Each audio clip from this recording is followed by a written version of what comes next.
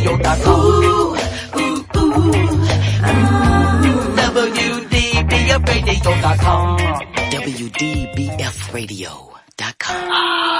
I grab my fishing pole and cast it in the water. I fish until dawn. Oh my, I caught a shark. I'm fishing and blowing on when the sun shines all day.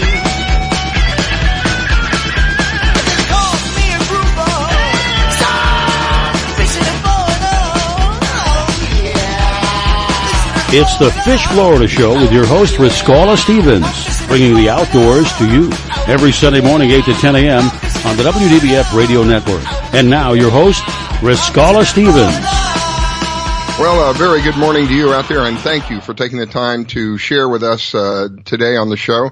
It's been a little frazzling for me this morning, had everything working, and then, of course, at the 11th hour, at the almost 11th hour and 59th minute, everything goes wrong, and literally 1 minute before the show, got everything working, so thank you, God, for that. And thank you, Captain Hook, for being back there in the background and doing what you do. And of course, my one and only Pam Worth, one of the top female kayak anglers here in Florida. Thank you for being a co-host and taking the time to be here and help me out with the show. My pleasure. So we have, did you get the log there, Captain Hook? Yeah, we're working on it right now. We were working on the technical issues, but now I'm just now printing it out. So, all right, we'll be up to date. We have a couple of new people coming on today. I think we're going to have some very interesting information. I think Pam was one of them one time that we kind of spoke of just briefly about. Well, now you've caught the fish. What are you going to do with it? Well, I'm going to cook it. Well, how are you going to cook it? And Pam had was that you, Pam, that gave us a couple of ideas on how to cook fish one time? Exactly. Yeah, well, we're going to have one of the guests that's coming on later today. They have a variety of ways to help you when you're cooking your fish. I think it's going to be quite interesting, and my mouth is salivating. Great. Thinking about some of this stuff. Oh my goodness. So that's one of them. And then let's see, who else are we going to have? I'm looking here at the log. Of course, we're going to have Robert with Florida Fisherman Magazine. He'll be on with us this morning. I always enjoy having Robert on. He's always got something very unique and something interesting for us to hear about. Let's see, who else are we going to have? If I could bring the log up, I might be able to tell you. And Riscala, for some reason, we don't have the log. It didn't come through on the email. Oh, all right. Let me.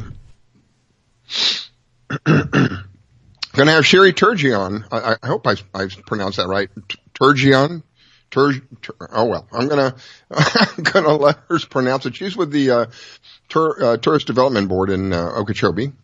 We're gonna have Ken Coe on. Ken is what I was just referring to about the different ways you can cook your fish. He's got a wide variety of ways you can cook your fish. He's with Southern Pride Gourmet Foods.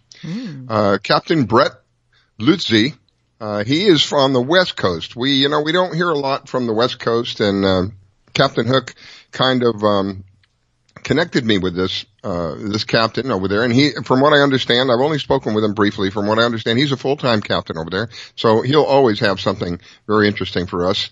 And then we're going to have Captain Dave Shunke. He is with the Fish Mavericks, and if you don't know who the Fish Mavericks are, they're on I think it's the Discovery Channel, and they're on Sundays, if I'm not mistaken.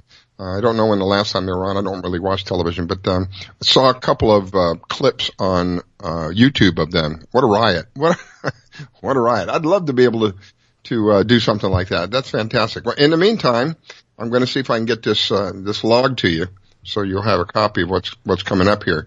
Let's see. We've got. We spoke a little bit about what was going on the West Coast. Now, we've heard about the red tide on the West Coast. It's creeped kind of on up to the Panhandle, and now we're seeing it over here on the East Coast. Pam, were you planning on coming over here fishing? Were you telling me you're going to be fishing over here sometime? I was supposed to get over this weekend, but we had to cancel our plans due to weather because we were going to go offshore. And so I ended up fishing Matlacha, which is Cape Coral. I see. And tremendous fishery. It's a little bit inside, so the fish were spared from the red tide. Mm-hmm. I mean, I had a couple monster snook hookups, and Wow. ended up with a couple nice reds. I posted one of the reds on Instagram, and lots of jacks and trout. It was a great day of fishing, Wow. Well, and nobody I'm was trying to think. there. I'm trying to think of who I was speaking to, and they were telling me that they were, that was Captain Brett. He's going to tell us about his experience out there, in the backwaters. He hasn't been fishing offshore on the West Coast. He's on the West Coast. Mm-hmm. He's going to be back there showing us, he's going to be giving us a report about the backwaters back there. And from what the brief conversation I had, it's good. He's doing very well back there. So, there was a lot of upsetting information that we had given people regarding this red tide thing and what was going on. And it is upsetting. There's no question about it. But as bad as the news seems to be, there's always somewhere that people are catching fish. You just gave a classic example. So it may be bad, but it's not so bad that you can't go fishing. I guess is what I'm trying to say. Exactly. You can't, it's not so bad that you can't go out there and enjoy yourself, and go fishing, enjoy yourself. Take your family out there, But the nice, make it a day. the nice thing, I'm sorry. Go ahead. The nice thing is too that FWC has increased the, area where it's just catch and release, no harvest. And that's basically from Homosassa all the way down past Cape Coral. So until May 10th, it's giving the fishery a chance to come back a little bit and get healthy. So I think that was such a smart move. You can still fish and have a great time. I'm trying to think of the guest I had on last weekend. I'm telling you, I was just frazzled this morning. I can't think of his name. But they're helping to rebuild the estuaries as well. They're picking up old lobster traps and crab traps and stuff like that. And cleaning up the area. And then from what I understand, they're going to seed the estuaries again with a fresh, I don't know where they get them from, but a fresh serving, if you will, of fish, of baby fish. So, gosh, I just can't think of it. Well, I know CCA and Moat Marine is doing that. They've combined efforts and they're doing 10,000 snook and 10,000 redfish over, I think, a 3-year period. And they have a program where you can adopt a redfish or a snook. And they're tagging every single fish they're releasing. And if that fish gets caught later on and somebody reports it back to CCA or Moat Marine, you'll know exactly where that fish was dropped off and where it was caught later on. Wow. So it's going to be cool for tracking. So CCA, that's what is that? Coastal Conservative. Oh gosh, I'm okay. embarrassed. I have to look it up. I thought it was something else. No, is that Lisa Fitzgerald? Yep. They do also the Star Tournament is part of CCA. It's a branch or an event that they do. Yeah, well, I know one of the reasons that I have CCA on. Of course, anybody who listens to me knows how crazy I am about trying to clean the water up. It's the only one I know of that's ever had a tournament where you might be able to win some money for picking up trash. I love that. Riscala, the captain you were thinking of, if you're talking about the refurbishment of the bottoms, that was Captain Neil Holland. That's right. Ocean Aid 360. That's who we had last week. Yeah, they're looking at I don't recall when the date was, but they're looking at like a date where people go out and pick up all of these just old crab traps, stuff that's just junking up the water. And then I believe, if I'm not mistaken, he said they also were going to be doing that as well. We got a lot of positive things happening. So it's the news is bad on one side, but we've also got the option to look at the other side. And the other side is a lot of good things happening. Yeah. And if we could just take care of our water, I think that's, to me, that's vital. The latest is they think that they're going to be able to bury the stuff 3,000 feet down, and it's going to be out of sight, out of mind. This is the next step that we have to take, and making people aware that's not the way to deal with this stuff. Burying it is not a good idea. Yeah, that's like the worst. But go ahead, Pam. I didn't hear you. With going back on the crab traps and stuff, Tampa Bay does that. They'll turn around and one day a year, they'll tell all the crabbers that all traps have to be pulled, and then they go around and pull anything else that's there. They pull out and take and clean up the waterways. And if a crabber forgets to pull his traps, oh well, it's hundreds of dollars he's lost. But that's lucky for him. Yeah. Man. Well, I think we have Robert on the line. Robert, are you on the line? I am. Good morning. Hey, good morning, Robert. Welcome to the Fish Florida Show. Thank you for calling in, my friend. How's everyone this morning? Hi, Pam. Hey, good morning. How are you? I'm good. Great. Fishing's been good, too. I don't know if you guys been looking around, but boy, the redfish up in the Crystal River area seem to be getting bigger by the day. And Wow. The snapper bite on the East Coast has been tremendous, and they're still catching some dolphin out there. So amazing. I love it. I love it. Yeah, there was a boat out of Miami came in with a whole boatload yesterday, and Oh, 6 goodness. guys on the boat, and there had to have been 20 dolphin on there. So Wow. Nice catch. Man. Yeah. yeah. Crystal Yeah. River and Ozella, one of my favorite places to fish. That is a beautiful fishery. I almost don't want to talk about it because I don't want people going there. Yeah, it's funny, when we moved up from the Keys, it was trying to decide between where I live here in Stewart and Crystal River. It was a tough decision because Crystal River is a beautiful area. So Now, I hear great for that. fishing. It's old Is Florida. Crystal River one of the places they get oysters from? They get scallops. Oh, okay. That's what it's scallops. The real scallops, not the ones that are chopped out of stingrays, right? No. No, they're real ones. Yeah, I think they had a You know what I'm record talking year. about, right? Yeah. They had a Yes, record I year. do. So what What else were is you saying, happening there, Mr. Robert? What's on the news?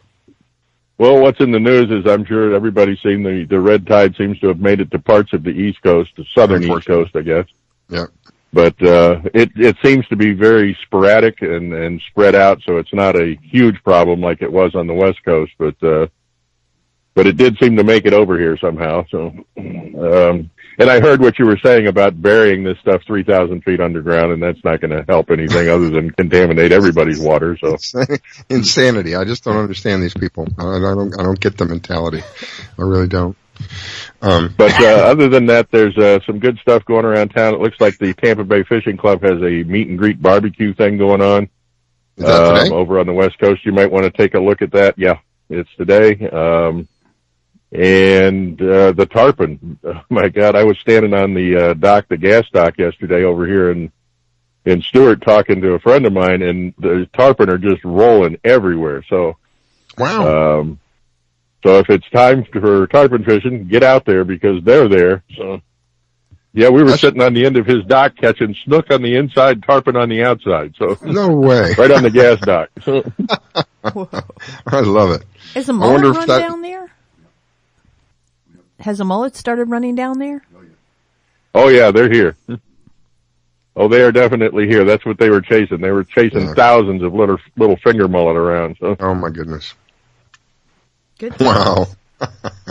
You know, there was a time that wasn't so spectacular. I mean, not to take away from it, but there was a time when that was, I guess, more regular. It would be a better way to describe it. well, the mullet run, I remember as a kid, I was probably 7 or 8 years old, and we lived on the water. And I remember going out back because that was the first thing I used to do in the morning was go get bait.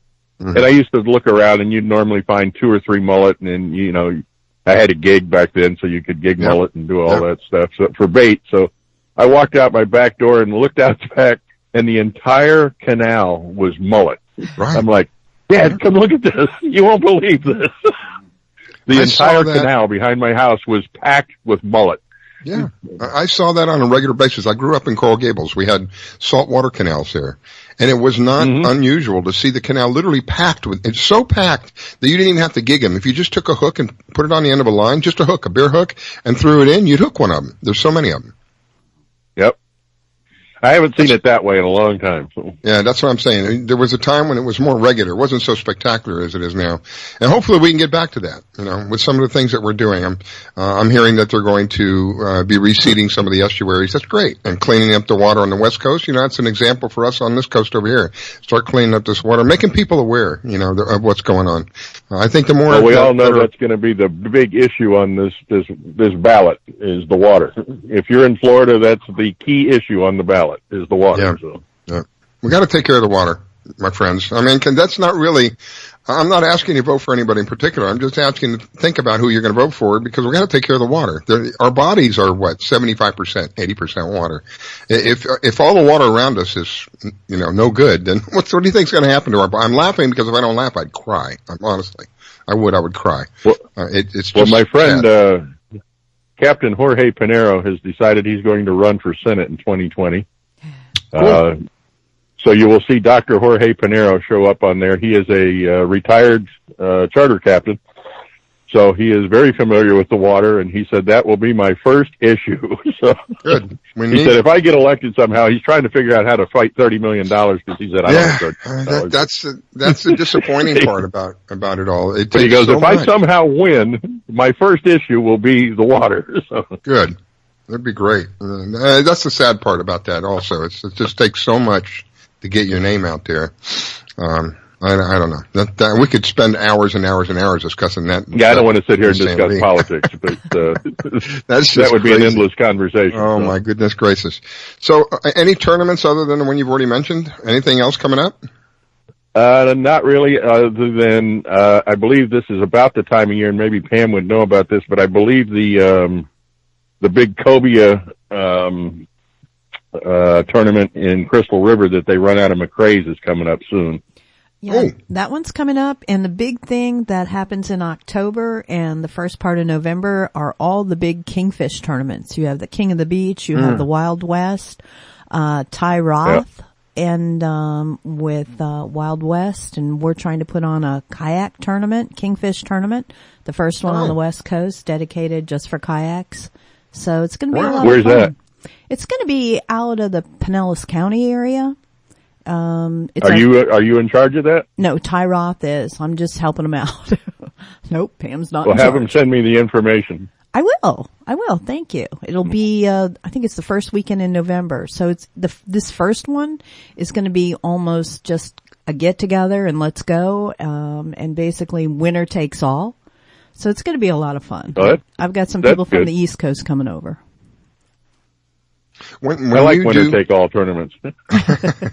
you greedy little boy, you. When you yeah, well.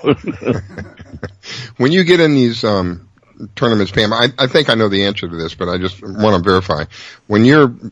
How many of you do you think there are at times? 20, 30, 40 of you? On the East Coast, the one that Joe Hector does, the Extreme, there's been 179 entries.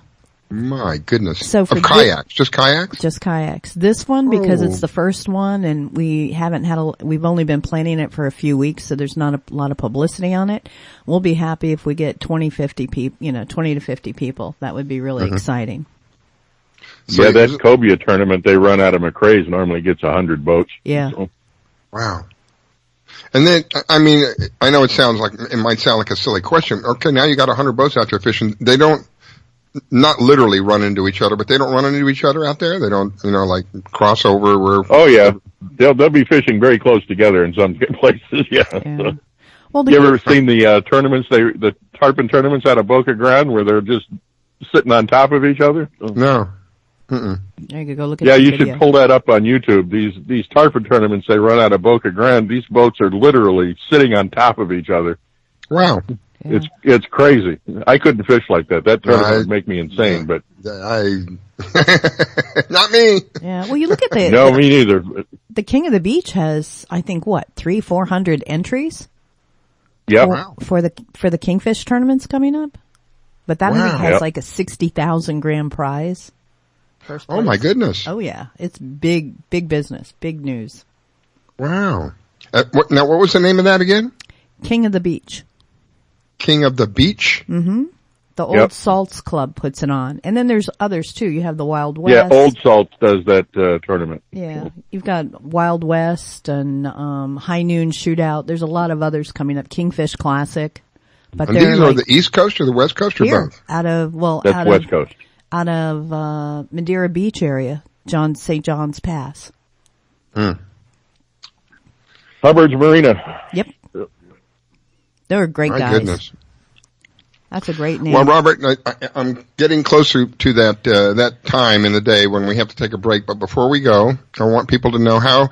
First of all, it's Robert Warner. I apologize. I've been so scattered this morning. It's Robert Warner. He is with the Florida Fisherman Magazine. How do people find the Florida Fisherman Magazine, Robert? www.flfishmag.com. And if they have something they want to submit, because you that are listening on the other end of this microphone, he does take people who have stuff to submit within reason. And if they have something they want to submit, how do they do that? Yep. Just about all the articles are from people outside sending them in, and they send those to pages at flfishmag.com. Robert, thank you, buddy. I really appreciate it. I wish you a wonderful day, what's left of it here. It's gorgeous here. I don't know. What's it like where you are, real quick? It is absolutely beautiful, and there is no wind yet, so it's been very windy for those that are out in boats. Today, there appears to be no wind so far. So, wow. Robert, thank you. Wish you a wonderful day, my friend.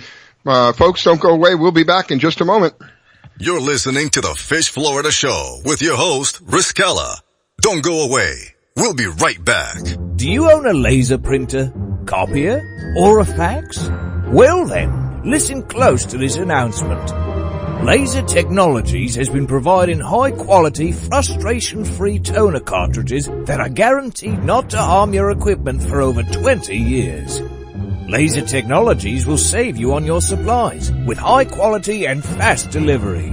Savings up to 50%. Laser Technologies supplies toner, imaging drums, developer and cartridges for most of the major brands.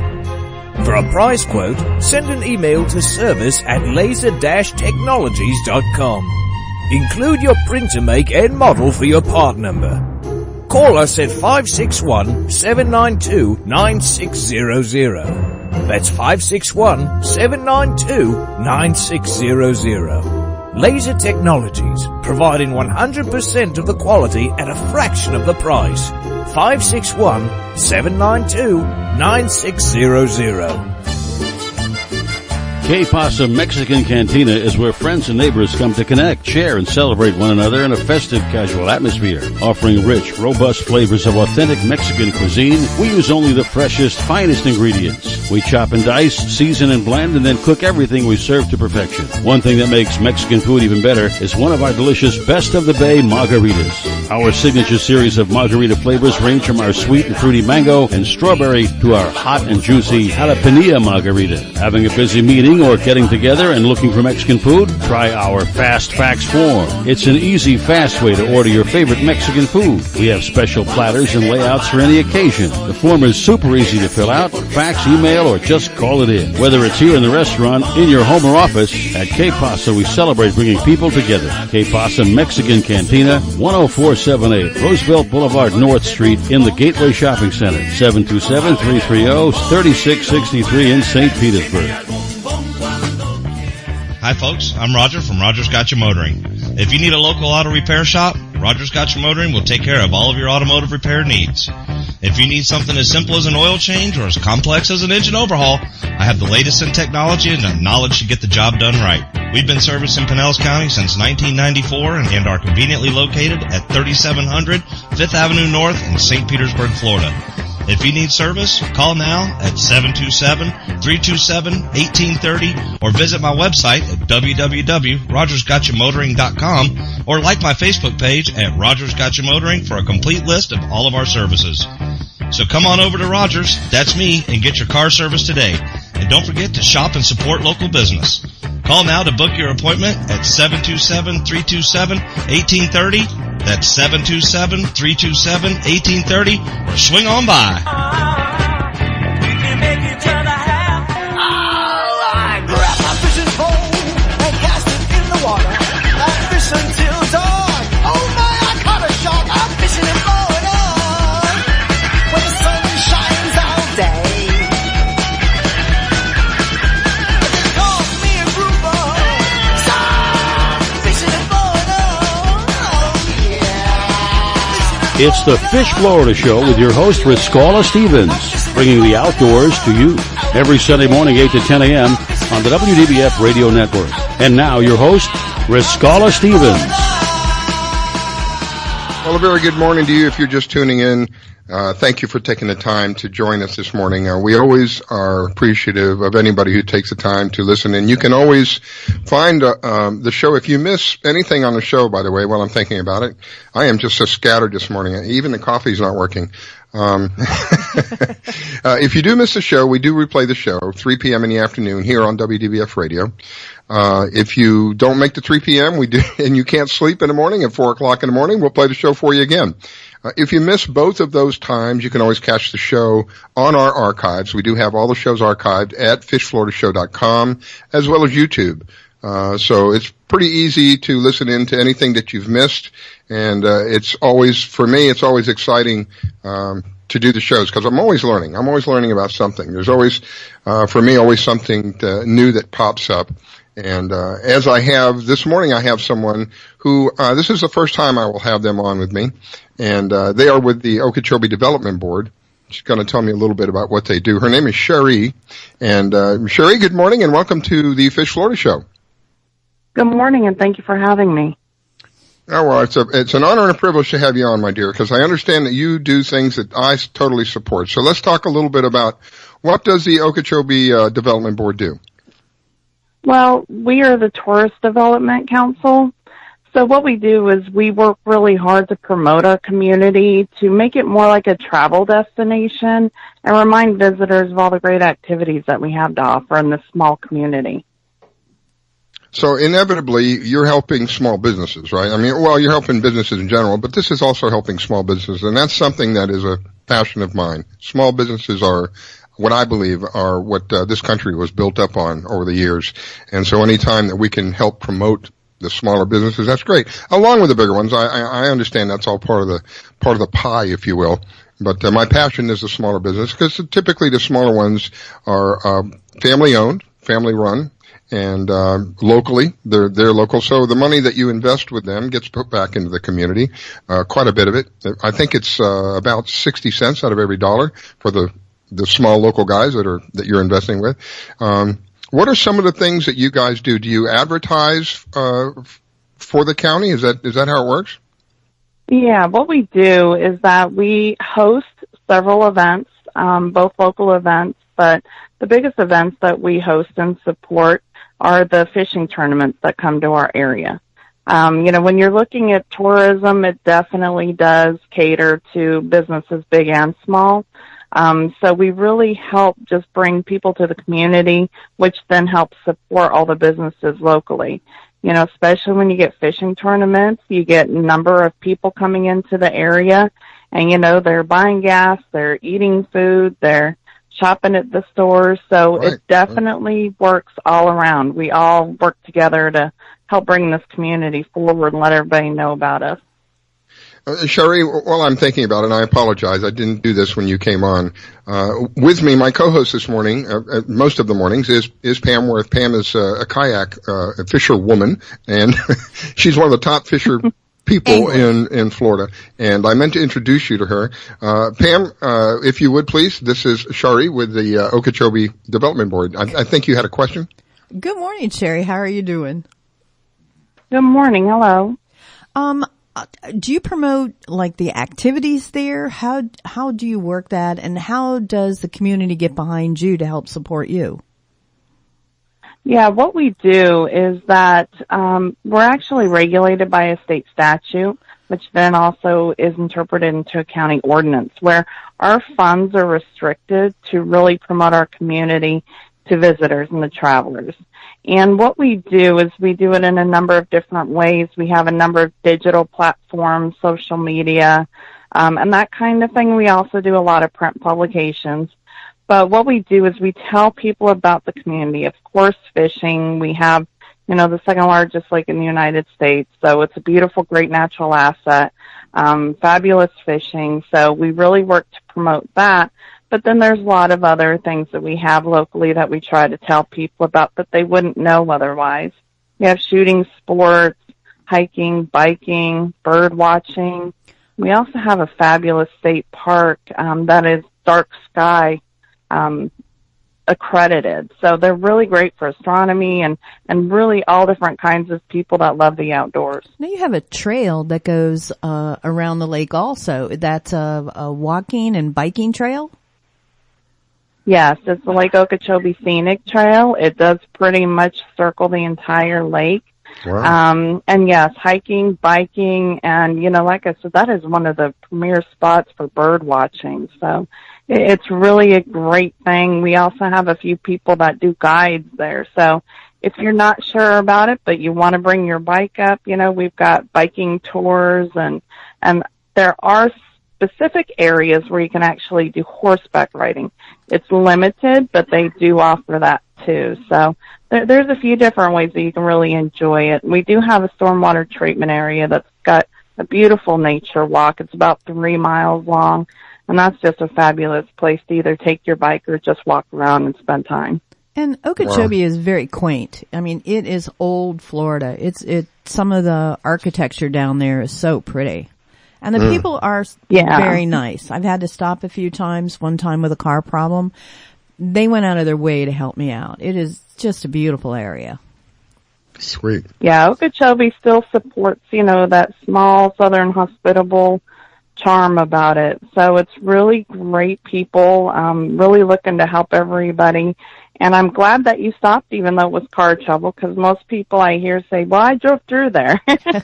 So, you know, it's definitely a place for somebody to come and stop and spend some time. And our downtown area is really taking great strides to really cater to some really unique little boutiques and restaurants. So it's a good place to at least spend a long weekend. You know, you beat me to it. I was going to say it sounds like a place where it would be great for a family to go as a family outing and spend a weekend there. Mm-hmm. A way to build the family bonds. To me, family bonds are important because we're under attack from all kinds of avenues today. And whatever we can do, one of the reasons I do this show is because I'm passionate about fishing. The reason I'm passionate about fishing is as a family, we grew up fishing. My mom loved to fish. My dad loved to fish. My brother and I turned out loving to fish. And so, one of the reasons I do the show is because of the fishing and the experience that I've had in my life's experience is that it really kept the bond, it built the relationship in the family, and kept the bonds in the family strong. I tell people my brother's my best friend. So I try to get that, promote that kind of thing, that, you know, build a family, build something, go have an experience of some sort, and you're all sharing the same experience at the same time. It helps build the bonds. Cause you need to be as strongly bonded together as you can, because I can't help but tell you that we are under attack from all kinds of avenues. Yes, that's true. And the thing is that my husband's an avid fisherman, so he kind of brought us into the fold, me and my 2 daughters. So even though they like were raised and grew up on a boat, ever since they've moved away, they still come back and we still take out the pontoon and we go fishing, and they really enjoy it. It's been a really big part of their lives. For me, it's a peaceful thing. I know for Pam, it may not be the same because Pam is, she's out there competing with other people. For me, I'm not so much competing as I am. It's just so peaceful, especially being out. I've been out offshore, 15 miles offshore, and it's like a puddle. It's just as flat. It's so flat that you get a reflection of the sky in the water.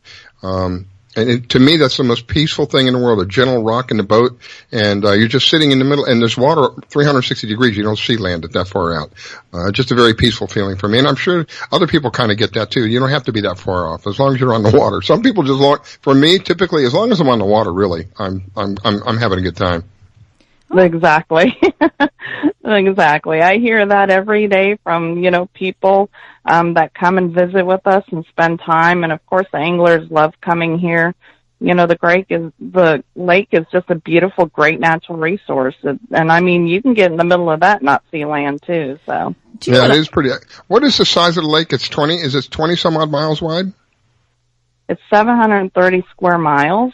Lord have mercy. So it's quite extensive, but you know, it's a beautiful lake. It's just a great asset for all of us. There's actually 5 counties that surround the lake, and you know, each one of those counties really holds a lot of value to that asset. Wow. The other thing that I found that was really unique about Lake Okeechobee is their guides started years ago, like 15, 20 years ago, on catch and release only. So a number of the guides down there are CPR type guides, putting those fish back in the water to get bigger. And I take my hats off to y'all. Yeah, most of the tournaments that we bring out, just about all of them actually are catch and release. Well, I'm talking. So, it's a huge conservation effort as well. Also, and just the everyday guide that takes, Joe Smith who wants to go out bass fishing. I found that there are a lot are catch and release. So hats off. Yes, they're all about catch and release, that's for sure. Yeah. Man, that's music to my ears. Yeah. Gee. I mean, we know that steps like that help. I think of I can't remember his name. Is a young man. He's on the West Coast, and they were diving. I was asking because they had a moratorium, I think, on particular fish over there, right, Pam? Am I wrong? Yeah, like snappers grouper. Or something for a while. Yeah, red snapper is heavily regulated, and Goliath grouper is a no take even out of the water. Oh my goodness! So he was reporting how they've been diving on a regular basis there, and he's seeing the return of the fish, and that's enlightening. That really is, and that shows that the efforts that we have made have really made a positive difference. We can always make a difference, but a positive difference, really adding to the environment and adding to the resources and the value of the environment. So I know when people talk about things like this, we have kind of a track record that we can look back at and go, yeah, look what happened here. It worked there. Why isn't it going to work? There's no reason why it wouldn't work here. So let's support that.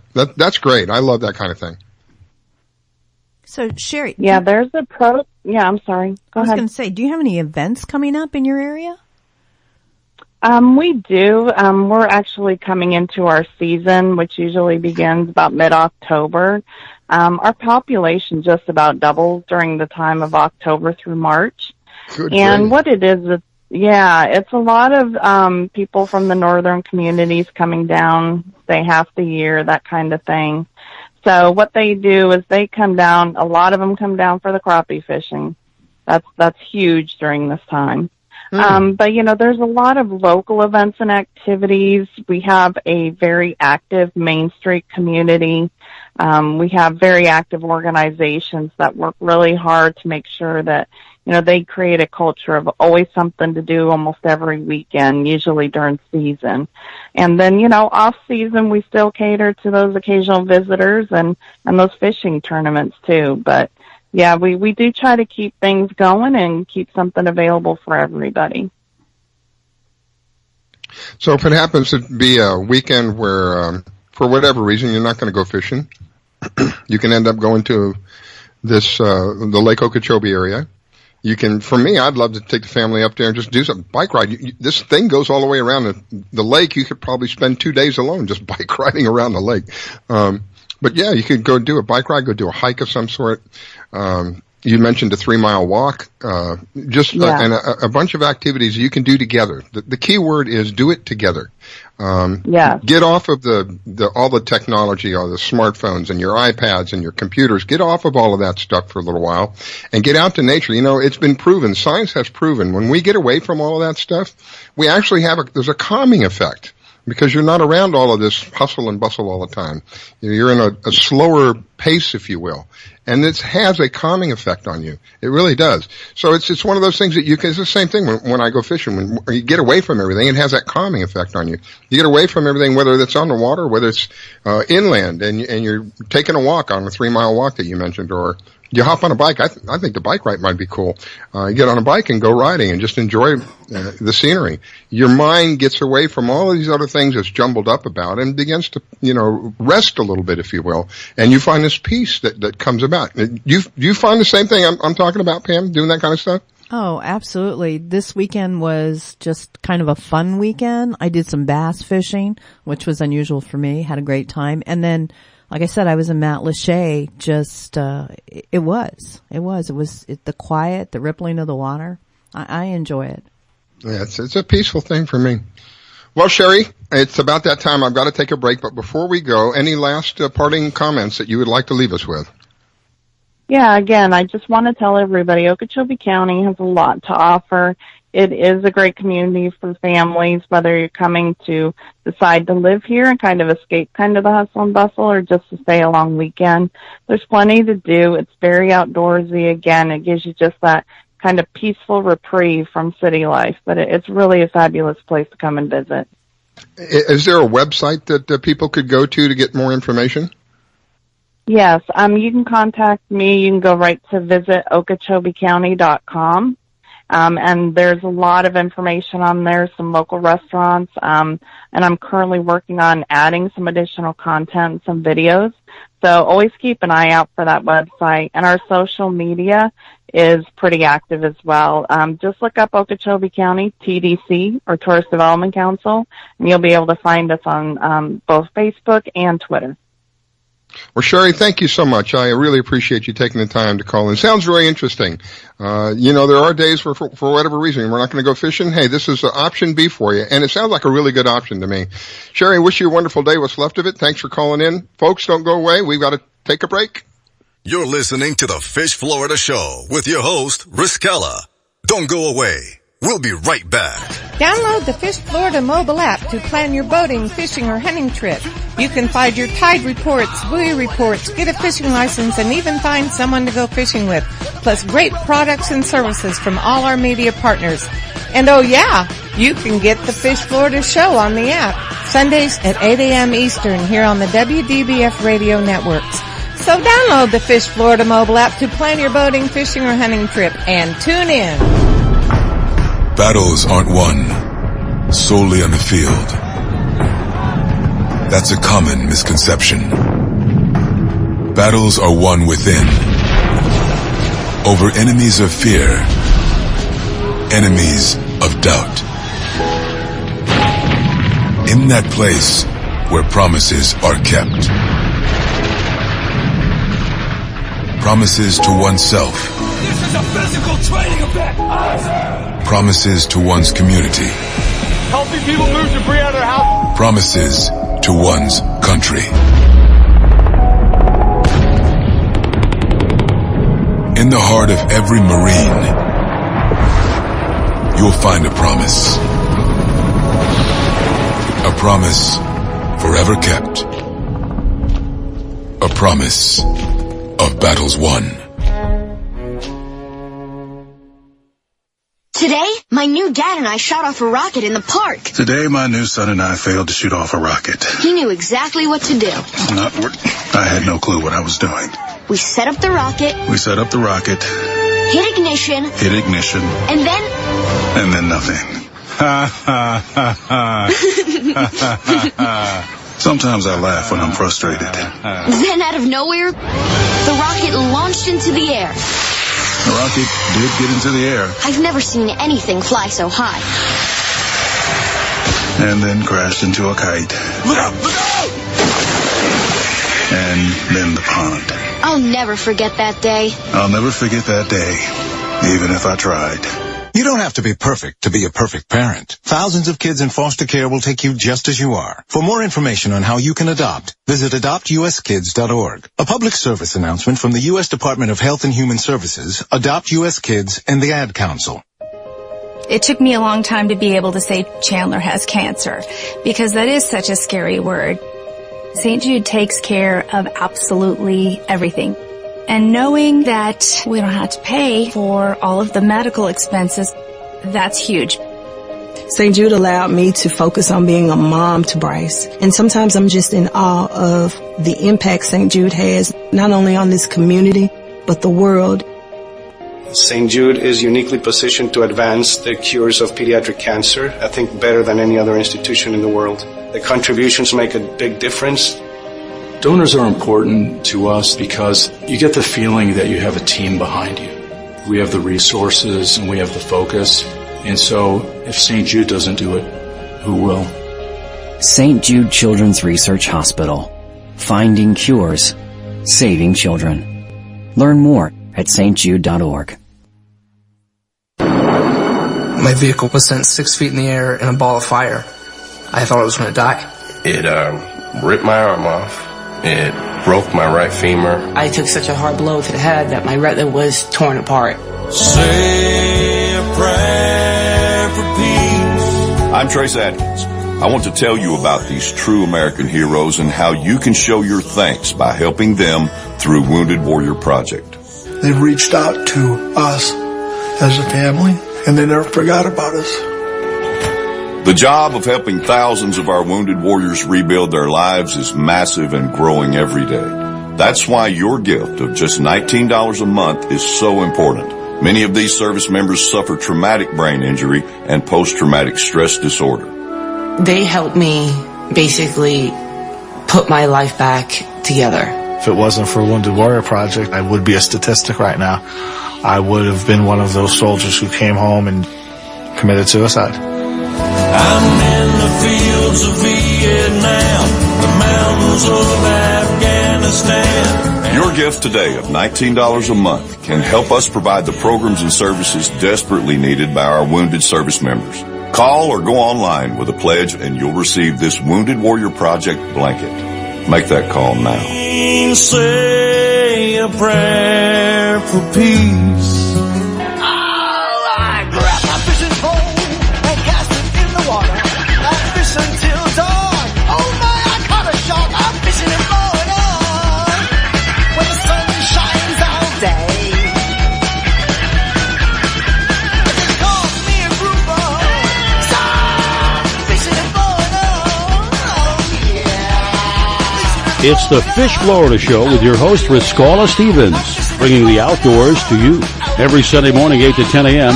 on the WDBF Radio Network. And now, your host, Riscala Stevens.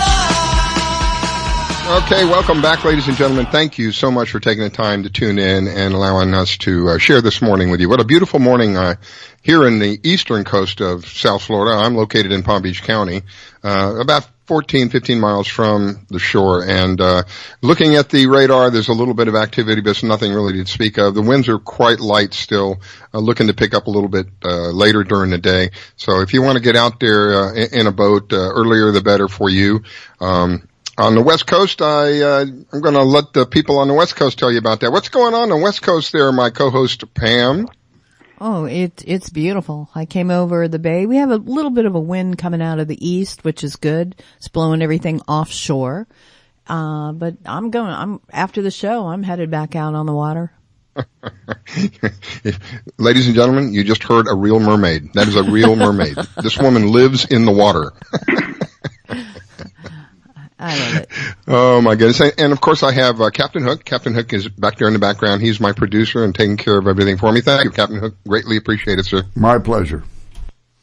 So, we talked about this a couple of times before, Pam, where, okay, we went out fishing, we caught the fish, now we're going to cook the fish. How are you going to cook the fish, right? Yep. And there's so many different ways that we can do that. Well, I ran into a gentleman who can help us with that equation, if you will. And the name of his company is Southern Pride Gourmet Foods. His name is Ken. Good morning, Ken, and welcome to the Fish Florida. Welcome to the Fish Florida show. Yeah, we got a little bit of a lag there, but that's okay. Anyway, welcome to the show, sir. Thank you for calling in. Kind of gave you an intro there, a little bit about what it is that you do. Well, Southern Pride Gourmet Foods is a company that we do all natural, organic products, from homemade jellies to jams to barbecue sauces to rubs, jarred vegetables, and also we have the best beef jerky you can buy, which has no chemicals and no nitrates and any of that stuff like you buy in the store, and some great glazes and things for fish when you cook it. When you say glazes, what else have you got for, because we're a fishing show, so we're gonna talk about fish for a minute here. Yes, sir. What else can you offer for fish? Well, on the fish, we have a number of things that we can do, which I've tested in other people that buy the products. We have some rubs that are fantastic on fish.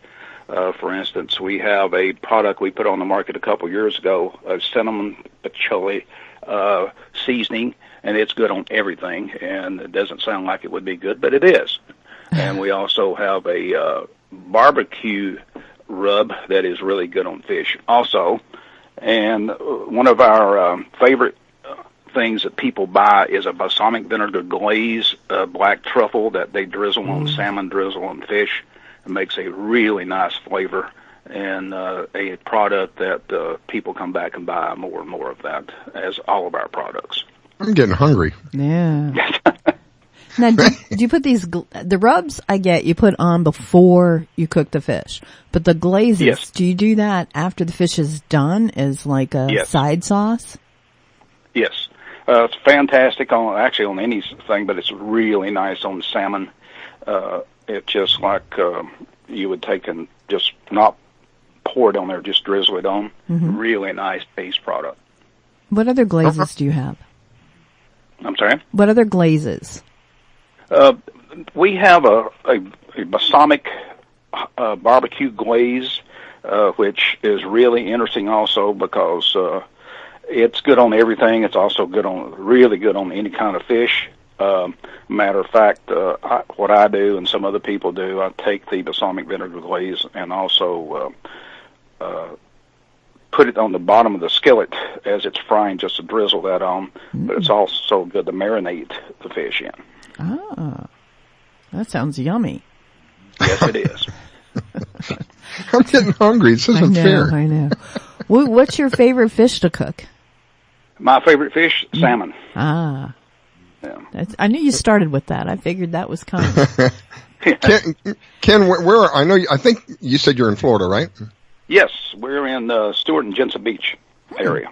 Okay, so you're just a little north of where I'm in Palm Beach County, so you're just a little Yes, north sir. of me on the East Coast. Yeah, we're from Palm Beach. We're 32 miles north. Mm-hmm. How did you start this? Oh, I'm sorry. Go ahead. I'm sorry? Yeah, how did you get started in this? Well, 6 months out of college, which was centuries ago, I was a basketball coach, and all of a sudden, I need more money, so I started the business 6 months out of college and been going ever since. Wow, that's great. And how did you come up with your recipes? I'm sorry? How did you come up with your recipes? Well, I do recipes all the time. I come up with all kinds of recipes. I love cooking and love experimenting with all types of things and come up with a good recipe, whatever I'm experimenting with, and then I write that down. And I give those out at the shows I do, and actually I have people that email me asking for recipes after they try the products. And how did they get a hold of you? I'm sorry. Ken? Hello? How do Yes. they get a hold of you? Or how do we find your products? You go to southernpridegourmetfoods.com. Also, you can go to the Fish Show mobile app, and you can go to our website directly off the mobile app. So you can find him on the Fish Florida app, which is a free download, by the way, and it's available in all the main stores. Probably one of the nicest pieces of apps that you can find out there for anybody that's going to do something outdoors. There's all kinds of information on there. You can listen to the show live from the app as well. But you can also find Ken there. And if you didn't catch it the first time, it's Southern Pride Gourmet Foods, all together. Southern Pride Gourmet Foods, plural, with an S on the end, .com. SouthernPrideGourmetFoods.com. My mouth is still watering. I want to ask you about the rubs for a minute. When we talk about this rub thing, and Pam mentioned that you put it on before you cook it, do you put it on and let it sit for a while, or do you just put it on and go right to the grill or whatever way you're going to cook it? You can do either one. I think especially the steak and burger and the barbecue one is nice to let it set a few minutes, and I think it just takes into the meat or the fish a lot better if you let it set. And now another good thing about these rubs, they're all gluten-free and no MSG. Wow. Is this a family-owned company? No. I guess family is me. Yeah. Well, that's a family-owned company, right? Right. That's great, because that's what I like to support is small companies. Yeah. That's something I believe in. Family-owned companies, and you can call yourself family. If it's just used, it's still a family. Family of one. Just like they said, talk about the army of one. Well, there's a family of one.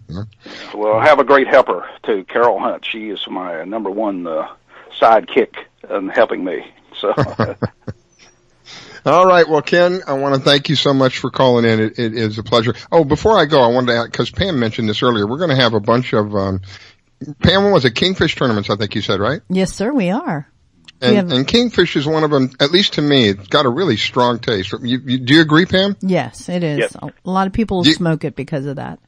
Yeah. Do you have anything for that, Ken? Well, I think that you could do any of the rubs on the kingfish. I know that's got a strong thing. I haven't ever actually done them with kingfish, but I think one thing, the cinnamon chipotle would be great on kingfish because of the balance of those two that I think would take away from a little bit of the taste of the kingfish. Yeah, it's got a really, for me, it's a really strong taste. I mean, I like it, but it's just really the taste is like over the top taste, you know, so okay, I like Ken, to back it off a little bit. That's a challenge for you, Ken. You need to come up with some really good recipes for kingfish. Okay, I can do that. Dun, dun, dun, dun, dun, dun, dun, dun. Yeah, and we'll have you back on and you can give us an update if you've come up, because Pam had mentioned earlier, you may be aware of this, I don't know, that there's going to be some, 2 or 3 kingfish tournaments going on here? 4 or 5. Oh my goodness. Yeah. Okay. So there's going to be a lot of kingfish activity going on. And, you know, not everybody's there's not a limit on, I'm going to sound naive here, but I just want to make sure there's not a limit on kingfish, is there? Yeah, it's 2 per person. Oh, really? Per day. Wow. Okay. So there's going to be a lot of kingfish. I mean, if there's 5 tournaments going on, there's going to be a lot of kingfish in the area. They wouldn't hold, the tournaments, if there weren't plenty of kingfish out there. So there's going to be kingfish caught. And people wanting a different way to look at cooking it. And, I think that one of the possibilities would be this, right? Yes. SouthernPrideGourmetFoods.com. You can find them online. Are you on Facebook as well, Ken? Yes, sir. And the same thing, Southern Pride Gourmet Foods on Facebook? Yes. Okay. Great. Well, thank you so much for calling in, and I greatly appreciate it. I'm going to look up your website here as soon as we get off, and my mouth is still watering. I can't stop thinking about some of the things that we could do with some of the stuff that you have. Wish you a wonderful day, my friend. Thank you, Ken. Hey, thank you for having me. We'll talk to you soon. Thank you. That is Ken Coe, and he is with SouthernPrideGourmetFoods.com. I'll tell you some of the rubs and stuff. You know, I would love to be able to come up with the idea to do some of that. Some people just have the imagination that it takes to, okay, well, if I mix this and this, I'm sure this is, you know, and then take it and follow it out and actually make a business out of it. That's phenomenal. That's great. I have an old seasoning salt recipe from my great aunt.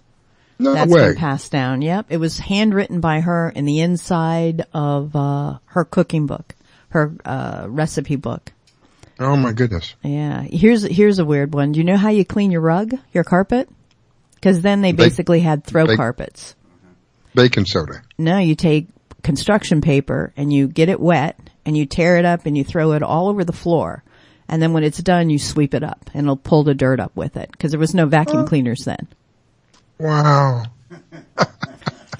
You see, it's things like that, I think, that we've lost. So many things that are simple like that we've lost, and we've given it over to, unfortunately, to chemicals and stuff like that. So many natural ways that have gone by the wayside. Something to me that is just priceless is when somebody does like what you're talking about. They pass something down generation to generation to generation. That's like, to me, again, it's like priceless. How do you put that's a value on something like that? Yeah. Grandma Ollie's seasoning salt. Wow. I think of, my days when I was, in the Panhandle. I had met my wife there, and her family was, you know, even though it's the Panhandle and it's Florida, I gotta tell you, it's very southern. Very southern. And I'm from Miami, basically. I'm a Miami boy. That's very and northern. They're going out and picking peas and all this stuff and canning them. They call it canning, but they use jars. I was amazed. I was amazed at the resources that the ability and the skills that they had, at the resources that were available to people up there. Something I don't see that anymore. Rarely do I see anybody doing anything like that anymore. It's not even available. Growing up as a kid, my parents used to take me, one of the things we would do if we weren't going to go fishing, we would go picking. Mm-hmm. You pick strawberries or corn or tomatoes or whatever it was. It wasn't an all day thing, but it was, sometimes a half a day, kind of deal. We don't know. I don't see any of that anymore. It's sad because, again, it's an activity that you do together. You know, so you experience it together at the same time, and the end result is a stronger bond, I would think. Yeah, the area here in the Tampa, Polk County, Hillsborough County, one of the hearts of winter vegetables. So we have blueberries, strawberries, tomatoes, all of that. We're one of the winter vegetable capitals. Wow. And so you can still do that. Yep, you can still do that. Wow. All right, well, it's that magic time, folks. We will be right back. Please don't go away. You're listening to the Fish Florida Show with your host, Riskella. Don't go away. We'll be right back. Do you own a laser printer, copier, or a fax? Well then, listen close to this announcement. Laser Technologies has been providing high-quality, frustration-free toner cartridges that are guaranteed not to harm your equipment for over 20 years. Laser Technologies will save you on your supplies with high quality and fast delivery. Savings up to 50%. Laser Technologies supplies toner, imaging drums, developer and cartridges for most of the major brands. For a price quote, send an email to service@laser-technologies.com. Include your printer make and model for your part number. Call us at 561-792-9600. That's 561-792-9600. Laser Technologies, providing 100% of the quality at a fraction of the price. 561-792-9600. Hi folks, I'm Roger from Rogers Gotcha Motoring. If you need a local auto repair shop, Rogers Gotcha Motoring will take care of all of your automotive repair needs. If you need something as simple as an oil change or as complex as an engine overhaul, I have the latest in technology and the knowledge to get the job done right. We've been servicing Pinellas County since 1994 and are conveniently located at 3700 5th Avenue North in St. Petersburg, Florida. If you need service, call now at 727-327-1830 or visit my website at www.rogersgotchamotoring.com or like my Facebook page at Rogers Gotcha Motoring for a complete list of all of our services. So come on over to Rogers, that's me, and get your car service today. And don't forget to shop and support local business. Call now to book your appointment at 727-327-1830. That's 727-327-1830, or swing on by.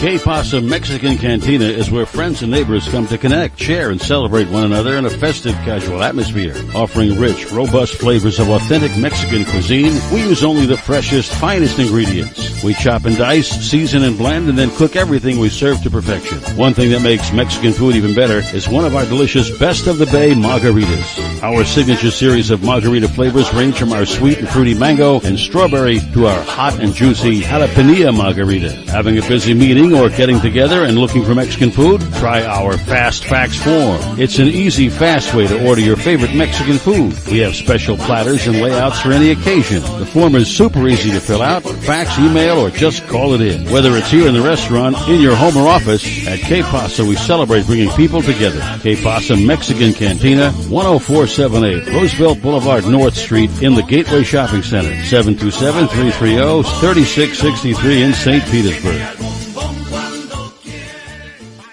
Test 1 2 3. Test 1 2 3. Hey, this is Captain Hook for Statewide Pest Control Services. They've been serving the west coast of Florida since 1987. Statewide does it all. Pest control, termites, lawns, mosquitoes, tent fumigations, etc. This announcement is from their mold division. Since Hurricane Charlie in 2004, all their personnel are certified in mold and moisture control. Their two-step services are guaranteed to get you back in your home quicker and in most cases paid by your insurance company. Give them a call at 877-488-7378. That's Statewide Pest Control Services for all your pest and mold control needs, serving Florida from Pasco to Lee counties. Statewide Pest Control Services, 877-488-7378. 877-488-7378. That's 877-488-7378. You're listening to WDBFradio.com, a tune-in station. WDBFradio.com. WDBFradio.com. I grab my fishing pole and cast it in the water. I fish until dawn. Oh my, I caught a shark. I'm fishing and blowing on. When the sun shines all day. They call me a grouper. Stop fishing and blowing on.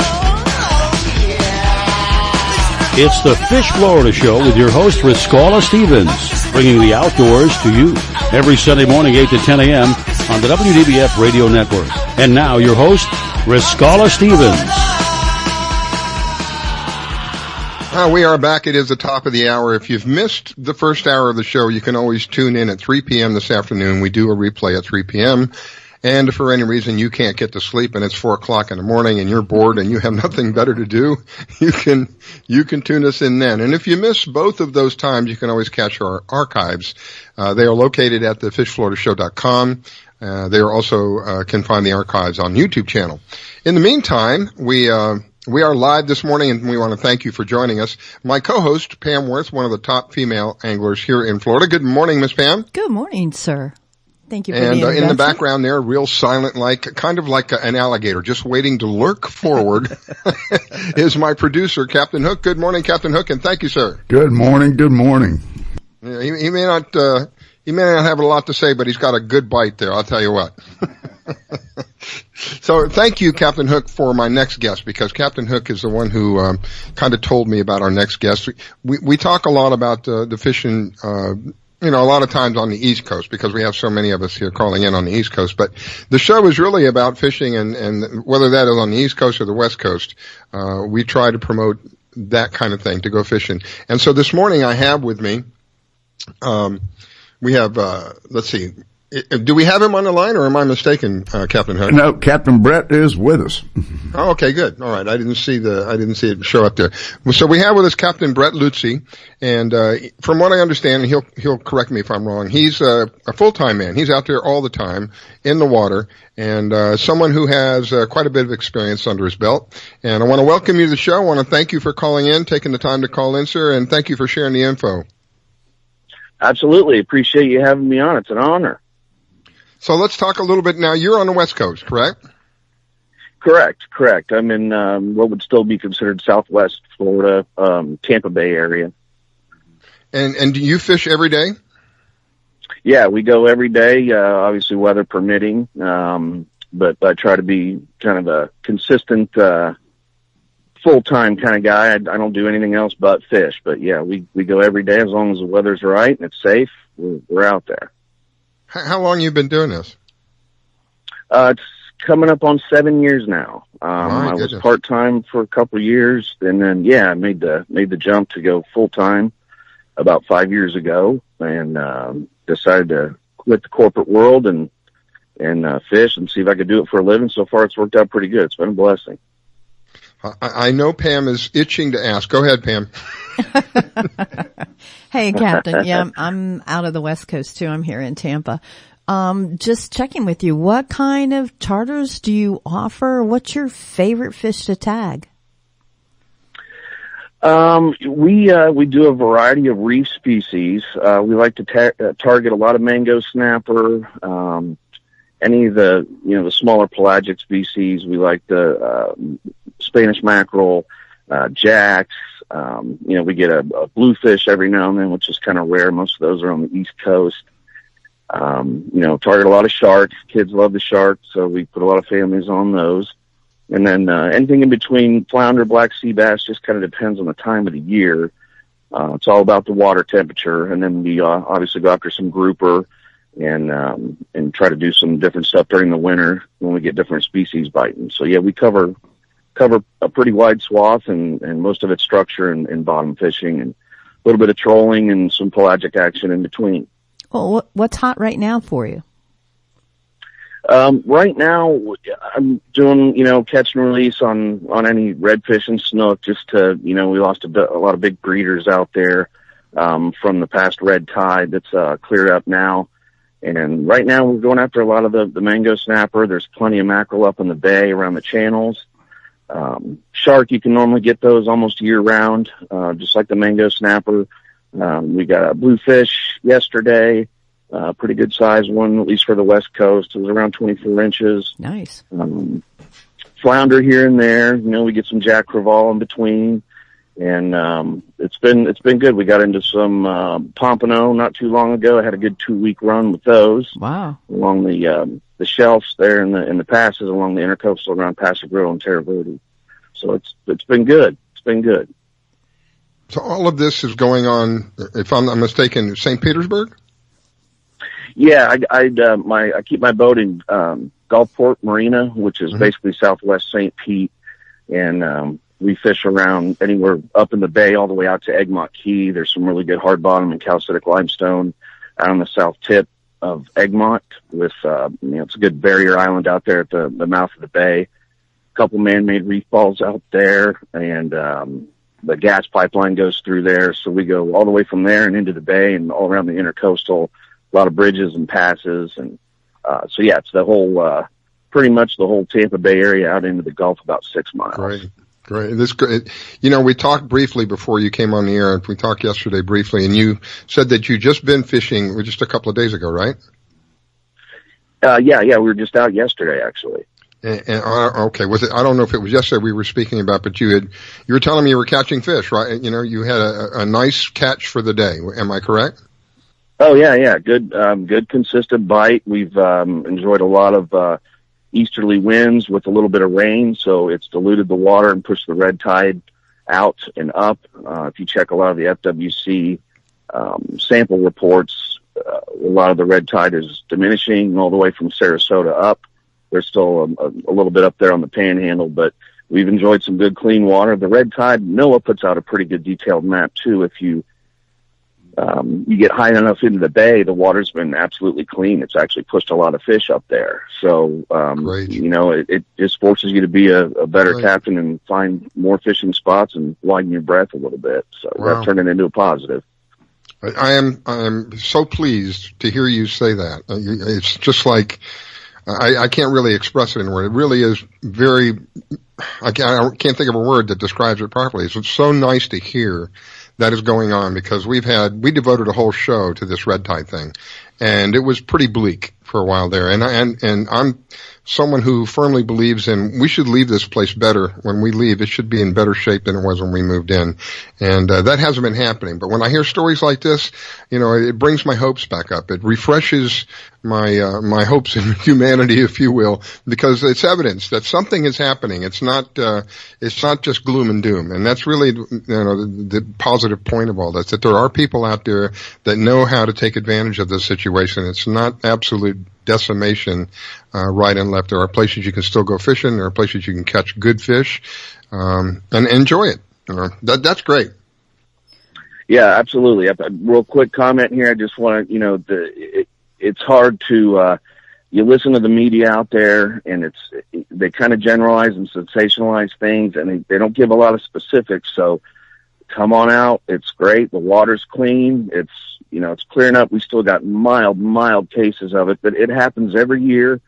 You just don't hear about it because most of the time it's 10, 20 miles out, and it's a natural occurrence. And, this year was the worst case since like 2006. So you heard about it a lot. There was a lot of, there was a lot of dead fish out there, but it's a respiratory thing. They're clean. They're good to eat, and it's all cleared up now. I don't see any dead fish out there at all, and we're having a good time. That's great. And I think, if I'm not mistaken, it's Sunrise Fishing Adventures, and it can be found on Facebook? Yeah. Sunrise Fishing Adventures at Facebook. I also have another domain, that's, www.sunrisefishingadventure without the s.com. That's where my other website is. And then you can also find us on, Fishing Booker, which is a new marketing site that I'm on. They do a great job. Wow. Okay, Pam, I can feel it. You've got questions. Well, he's been offshore, and I haven't had a chance to get the kayak offshore on the West Coast in a little while. And I know after the mackerel come in, what follows mackerel are the kingfish. And I was wondering if you've run into any yet. I haven't yet, but they do come. You got to watch where their migration points are. But they do tend to follow them. I haven't run into any yet. I had, well, it was kind of a sporadic thing, but in the spring, I had a couple who sitting underneath my boat using it as shade. And of course, we throw everything in the tackle box and the bait well at them, and they just don't bite. But haven't run into any of those quite yet. I think it's a little early. But we've gotten hooked into a couple nice cobia, which were a treat too. That I didn't mention that. It was a couple weeks ago. We got one at 41 inches and another one at 34. So that was kind of nice. But haven't seen any king mackerel yet. They'll be out at the at Egmont when they're here. Then they come up in the pass and around the bay. So yeah, I'm anxious to see them come in, and then the tarpon will be coming up too. So. Good times. This is a great time of the year. Good times, tight lines. Yeah. I'm curious, Captain Brett. I'm just curious. This is a strictly curious question. Do you do night fishing? I don't, but I'm chuckling because I get asked that a lot. I really should. The snook are great at night. You got a couple lights on the boat. There's a lot of nocturnal fish that are feeding heavily at night. So. I know the water's up here well enough. I probably could do it, but haven't got into it yet. That might be another new chapter because I don't quite. I used to do 2 a day every day. Mm-hmm. I did a ton of volume to get my name out there. Yeah. Now I'm down to probably 20 to 30 trips a month. So I just do 1 a day. So I thought, if I get a little extra time, it might not be a bad idea to try some, sunset and out charters and see how it goes. Sure. I like doing those in the summer. Go ahead, Pam. I was going to say, night fishing in the summer I look forward to that. Cool, relaxing, and not as many boats. Considering I fish out of a kayak, I like to dodge you guys. Full moon. I like fishing on the full moon. I love it. Even if I catch nothing, I love the atmosphere on the full moon, on the night. It doesn't have to be very far offshore, and the seas are calm. It's just something mesmerizing about that. It is. It's very tranquil. It's therapeutic. I could imagine. I've been out a couple times at night, and again, there's no boat traffic, especially on the weekends, which is great.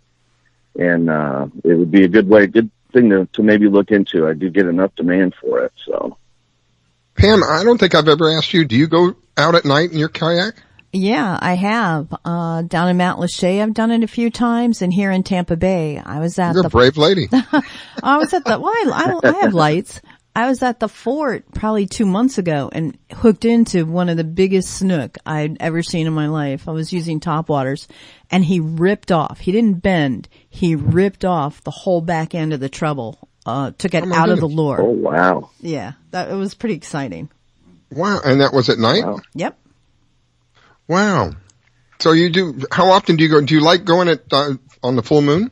Yes, absolutely. For all the reasons you just said, I enjoy it. Something about the full moon. Yeah, it's good hunting.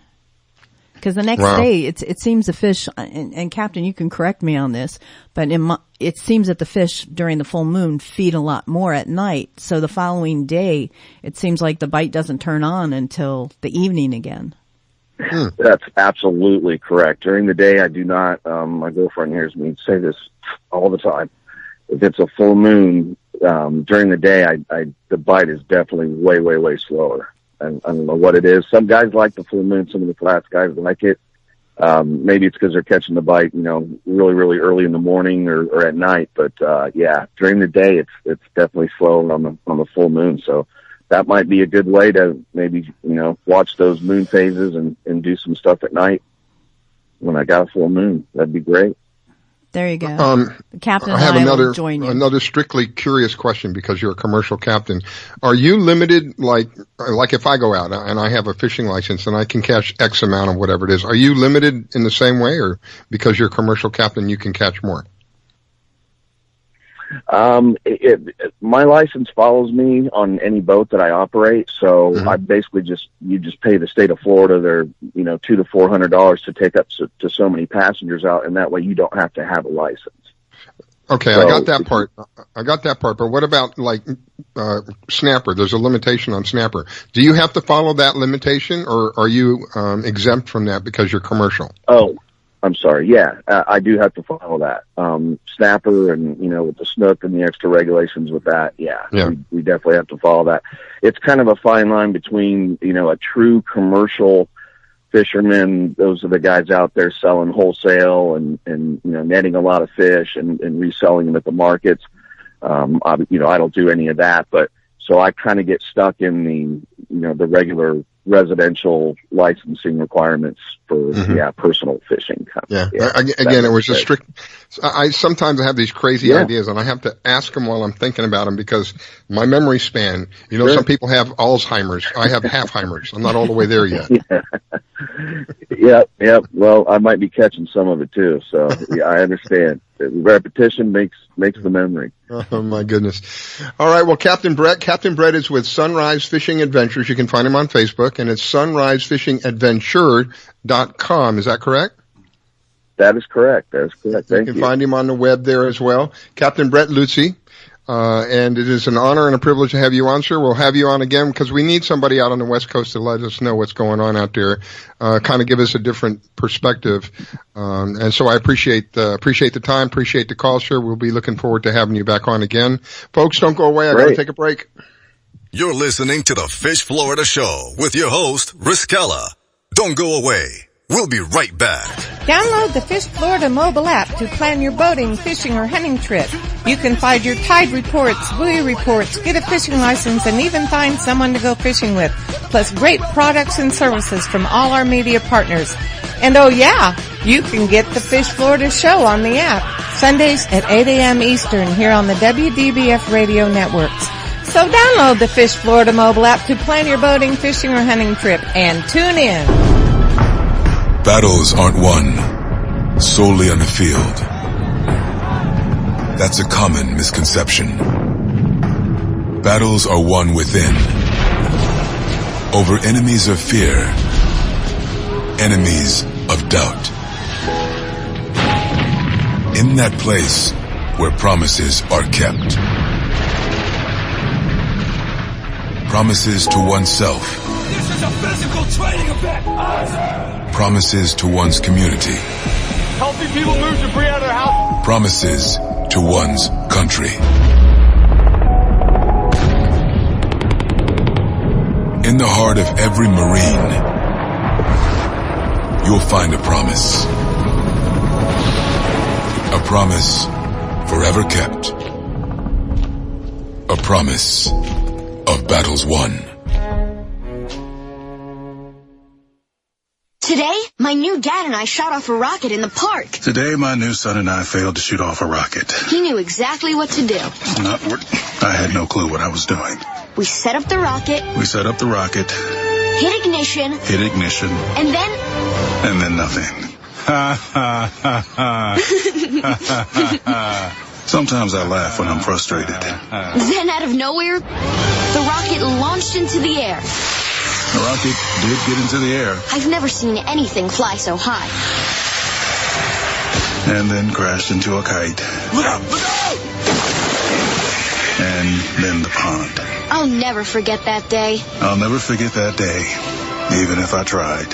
You don't have to be perfect to be a perfect parent. Thousands of kids in foster care will take you just as you are. For more information on how you can adopt, visit adoptuskids.org. A public service announcement from the U.S. Department of Health and Human Services, Adopt U.S. Kids, and the Ad Council. It took me a long time to be able to say Chandler has cancer, because that is such a scary word. St. Jude takes care of absolutely everything. And knowing that we don't have to pay for all of the medical expenses, that's huge. St. Jude allowed me to focus on being a mom to Bryce. And sometimes I'm just in awe of the impact St. Jude has, not only on this community, but the world. St. Jude is uniquely positioned to advance the cures of pediatric cancer, I think better than any other institution in the world. The contributions make a big difference. Donors are important to us because you get the feeling that you have a team behind you. We have the resources and we have the focus. And so if St. Jude doesn't do it, who will? St. Jude Children's Research Hospital. Finding cures. Saving children. Learn more at stjude.org. My vehicle was sent 6 feet in the air in a ball of fire. I thought I was going to die. It ripped my arm off. It broke my right femur. I took such a hard blow to the head that my retina was torn apart. Say a prayer for peace. I'm Trace Atkins.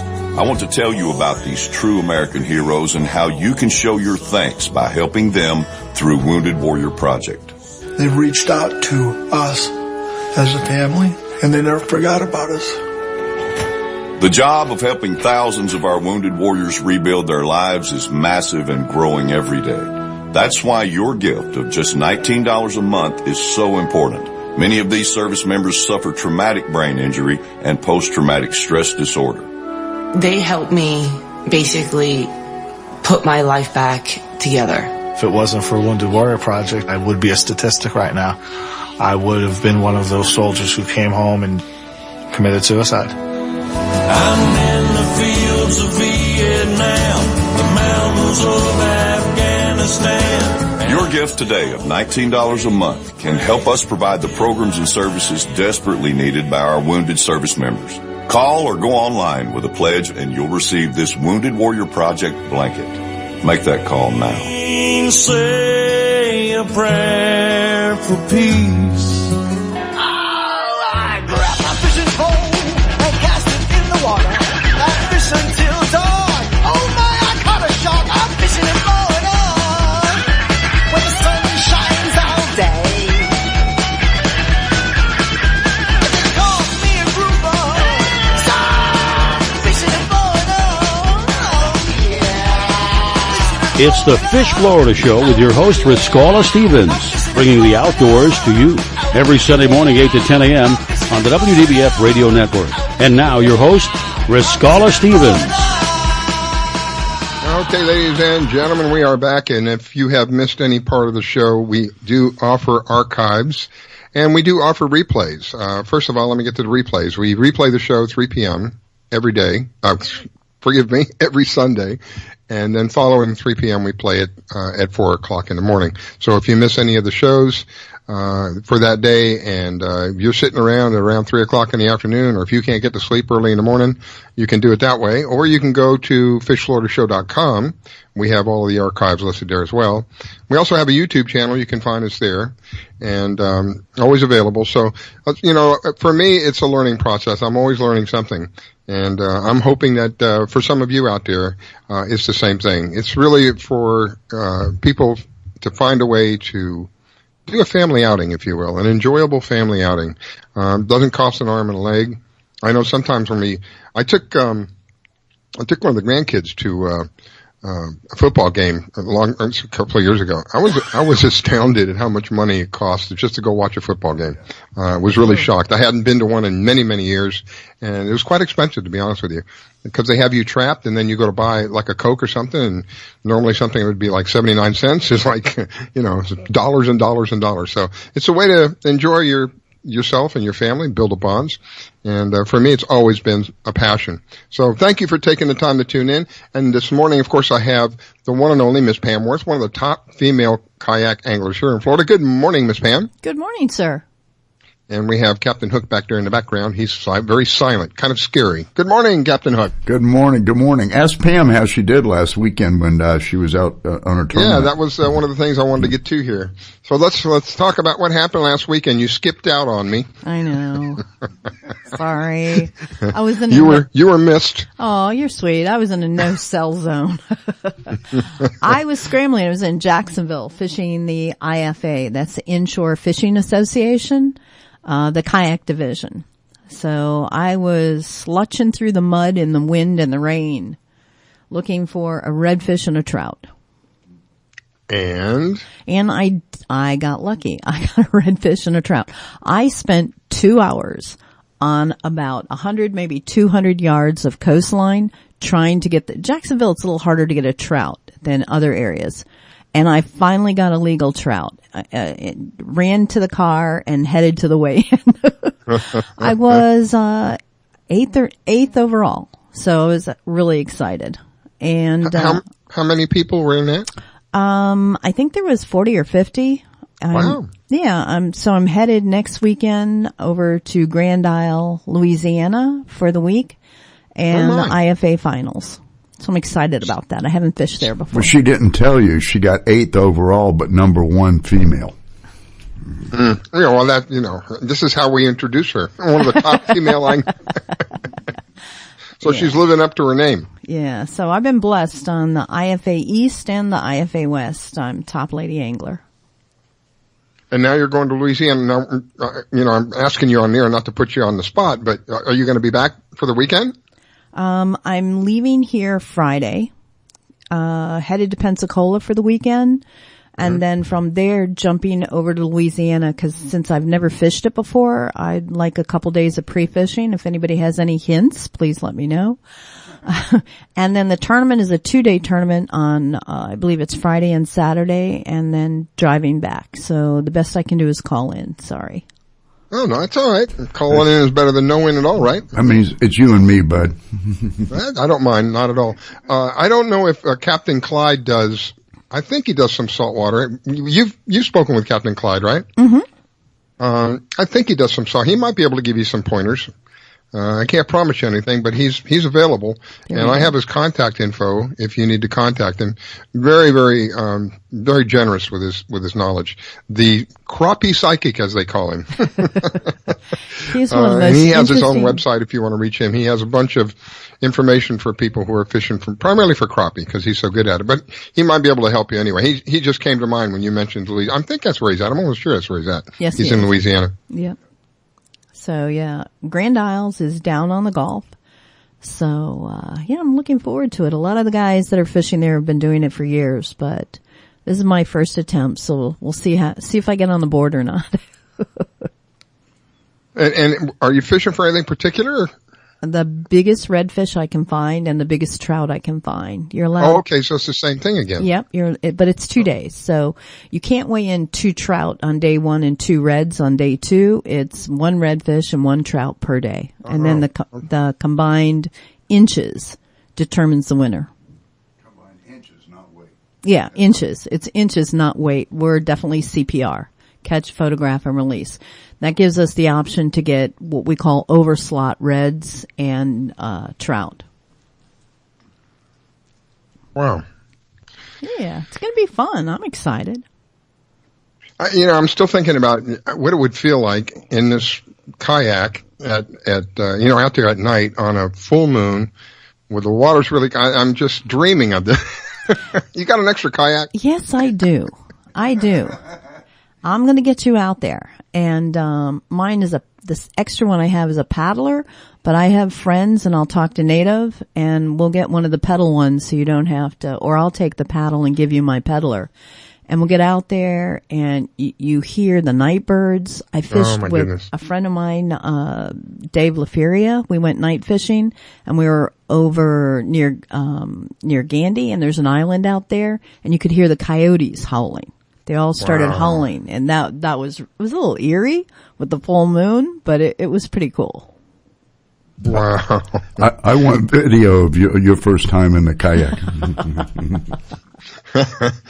Here's what I like about the kayak thing.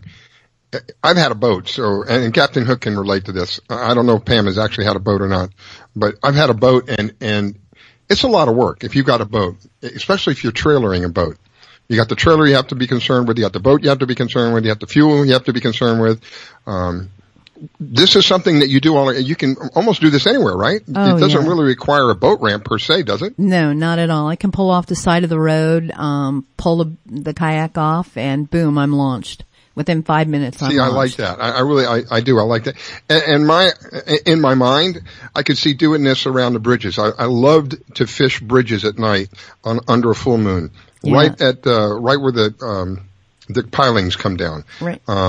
That's one of my favorite things. That takes a little talent, though. We're not going to do that the first time out, because unlike a boat that has the bow is way above the water line, your kayak is maybe 12 inches off the water line. And if you have a heavy current and you anchor down, you have a chance that submarine. Exactly. Yeah. Thank you. So I never anchored near bridges. I just get back in the eddy behind the piling and do my jigging and my fishing there. Wow, I didn't think about it. See, this is why I rely on people like you. Thank you. Here I am treading water now. Yep. Because I made a silly mistake.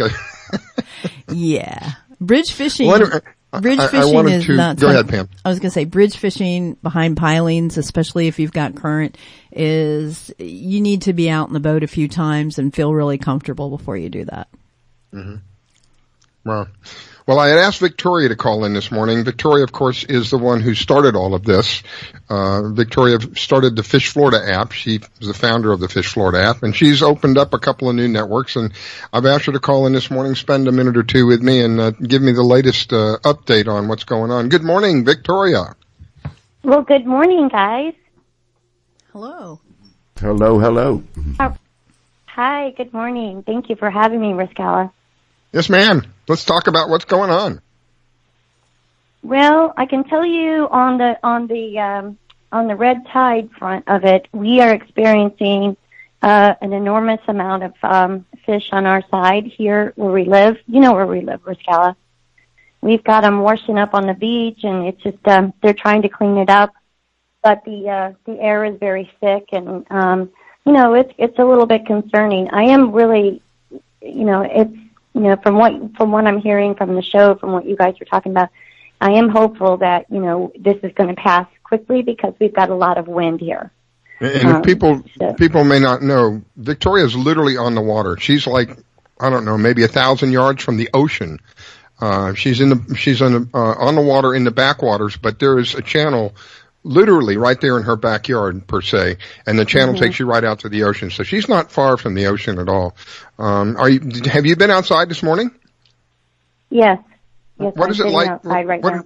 What did it look like out there? I mean, it's a beautiful day. I guess the big concern for everybody that lives so close to the water here with us, the big concern is, the fumes and what's in the air. They've tried to really, they've done a good job here where I live trying to get it all cleaned up as fast as possible, but they're just taking it kind of and putting it in another place. And I don't know, it's a little bit concerning. I guess, Dennis and I ride bikes a lot in the evening and kind of check out everything, and it's a pretty heavy stench. It is. It's pretty strong, huh? Mm-hmm. Very strong.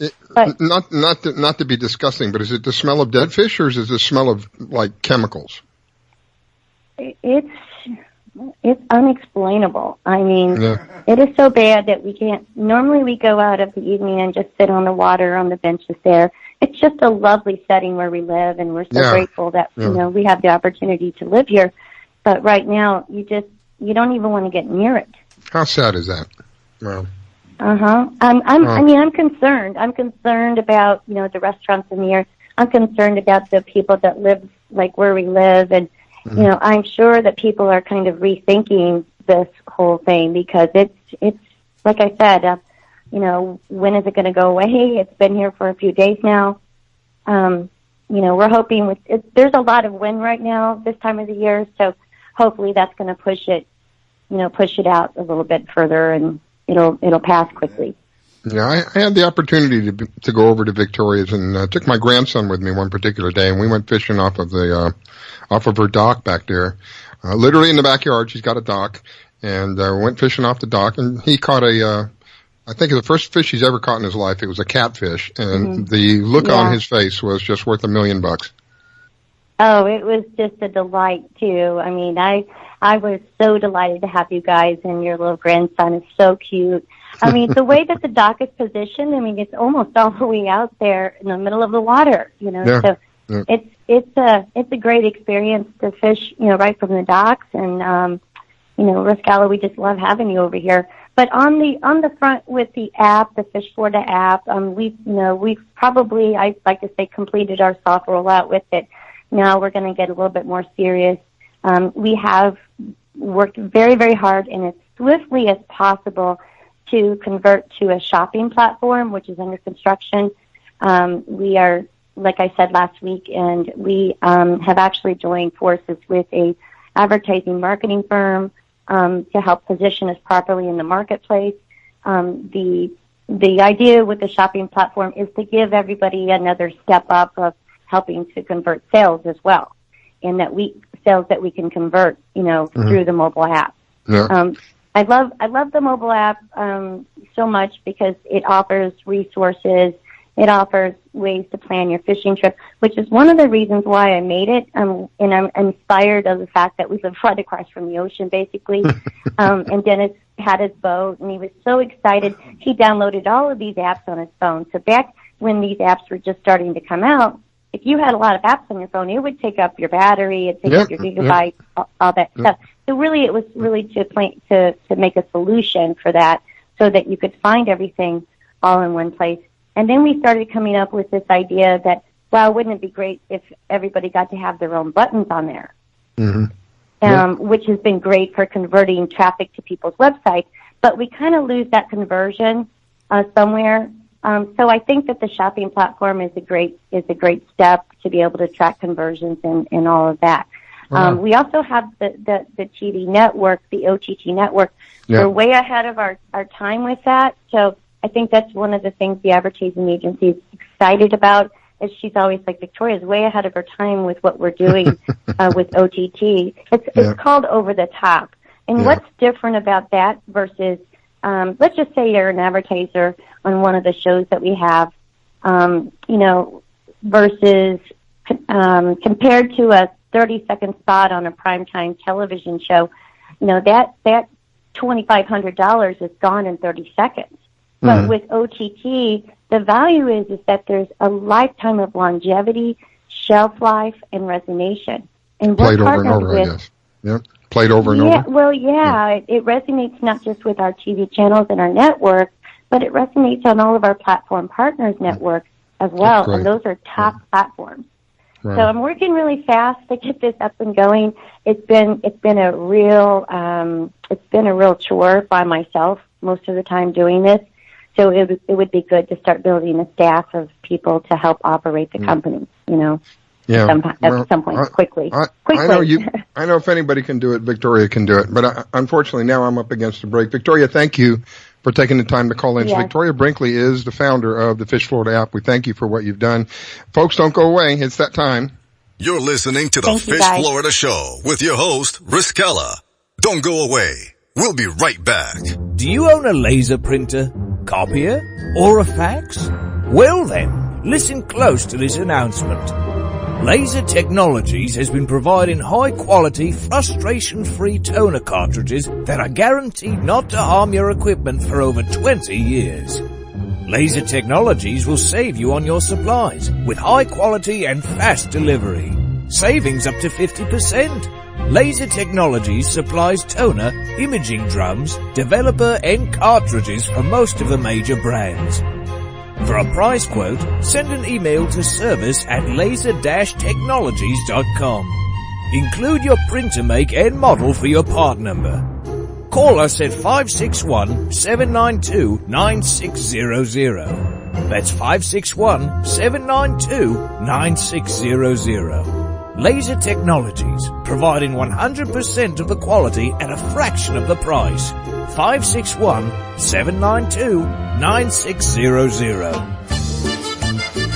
Que Pasa Mexican Cantina is where friends and neighbors come to connect, share, and celebrate one another in a festive, casual atmosphere. Offering rich, robust flavors of authentic Mexican cuisine, we use only the freshest, finest ingredients. We chop and dice, season and blend, and then cook everything we serve to perfection. One thing that makes Mexican food even better is one of our delicious Best of the Bay margaritas. Our signature series of margarita flavors range from our sweet and fruity mango and strawberry to our hot and juicy jalapeno margarita. Having a busy meeting or getting together and looking for Mexican food? Try our Fast Fax form. It's an easy, fast way to order your favorite Mexican food. We have special platters and layouts for any occasion. The form is super easy to fill out, fax, email, or just call it in. Whether it's here in the restaurant, in your home or office, at Que Pasa we celebrate bringing people together. Que Pasa Mexican Cantina, 10478 Roosevelt Boulevard, North Street in the Gateway Shopping Center, 727-330-3663 in St. Petersburg.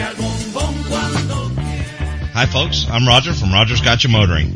If you need a local auto repair shop, Rogers Gotcha Motoring will take care of all of your automotive repair needs. If you need something as simple as an oil change or as complex as an engine overhaul, I have the latest in technology and the knowledge to get the job done right. We've been servicing Pinellas County since 1994 and are conveniently located at 3700 5th Avenue North in St. Petersburg, Florida. If you need service, call now at 727-327-1830 or visit my website at www.rogersgotchamotoring.com or like my Facebook page at Rogers Gotcha Motoring for a complete list of all of our services. So come on over to Rogers, that's me, and get your car service today. And don't forget to shop and support local business. Call now to book your appointment at 727-327-1830. That's 727-327-1830, or swing on by. I grab my fishing pole and cast it in the water. I fish until dawn. Oh my, I caught a shark. I'm fishing and blowing on when the sun shines all day. They call me a grouper. Stop fishing and blowing on. Oh yeah. It's the Fish Florida Show with your host, Riscala Stevens, bringing the outdoors to you every Sunday morning, 8 to 10 a.m. on the WDBF Radio Network. And now your host, Riscala Stevens. And welcome back, ladies and gentlemen. Thank you so much for taking the time to allow us to share with you the show and tuning in. And you can always find our archives on thefishfloridashow.com. You can find them also on YouTube channel. We have a YouTube channel, Fish Florida Show. And if you are listening today, later in the day, and you've missed part of the show earlier, you can always tune in at 3 p.m. in the afternoon. And if you're one of those who just can't get to sleep early in the morning, you can find us again at 4 a.m. So there's plenty of ways to find us, plenty of different ways to listen to us live. You can find us on the Fish Florida app. You can find us on fishfloridashow.com, WDBFradio.com, the TuneIn app, WDBF. .fm, I believe it is. And plenty of ways to find us, plenty of ways to listen in. It's always, for me, it's always enjoyable. I try to do the same for you on the other side of the microphone, try to make it as enjoyable for you as well. This morning I have Pam Worth. Pam, of course, as you've heard me say many times, one of the top female anglers, kayak anglers here in Florida. Thank you, Miss Pam, for taking the time to be with me this morning. My pleasure. I always enjoy the show. I enjoy having you on. And we, of course, we have Captain Hook. Captain Hook is back there in the background. He's kind of silent. He takes care of all of the goodies that go on in the background. He answers the phone for me. He puts the people who are calling in on the line with us. And thank you so much for what you do. My pleasure. So, my next guest is, Captain Dave. Captain Dave, I don't think has been with us before, right? Captain Hook, is this the first time for him? Nope. The last time we had the guys from Fish Mavericks on, it was John and Jerry, the two brothers. Yeah. Now, I've seen a couple of the clips, and I really envy these people. They are having such just a blast doing what they're doing, and I can't think of a more pleasant thing in the world than they say if you do something you love, it's really not work anymore. It's just more pleasure. So, Captain Dave, welcome to the Fish Florida Show. Thank you so much, sir, for calling in. How you guys doing? Oh, really good. Thank you. So, what are your latest? Okay. Yeah, you sound great. What is your latest adventures like? Where have you guys been? Well, we just wrapped up on Discovery Channel last Sunday. One of our last adventures was we did a overnight canyon trip up here in the Northeast, where you run about 105 miles out to the continental shelf. Wow. We had bluefin, we had yellowfin, we had mahi, and we had tilefish. So it was a very, very successful trip. Wow, that's really great. 105 miles? Yeah, in the Northeast, we have to run a lot further than you guys do to get to the continental shelf. My goodness. So I imagine you were in quite a large vessel doing this. We were in a 44 Henriquez, but we do it all the time in our center consoles as well. Lord have mercy. Okay, so this is strictly out of curiosity. At 105 miles off of shore, what is the sea like out there? It really depends on the weather. I mean, we were very blessed to have light and variable winds, so it was 2 foot or less while we were out there the entire time. I've been out there when it's 10 foot too, but, light and variable is always a friend of mine.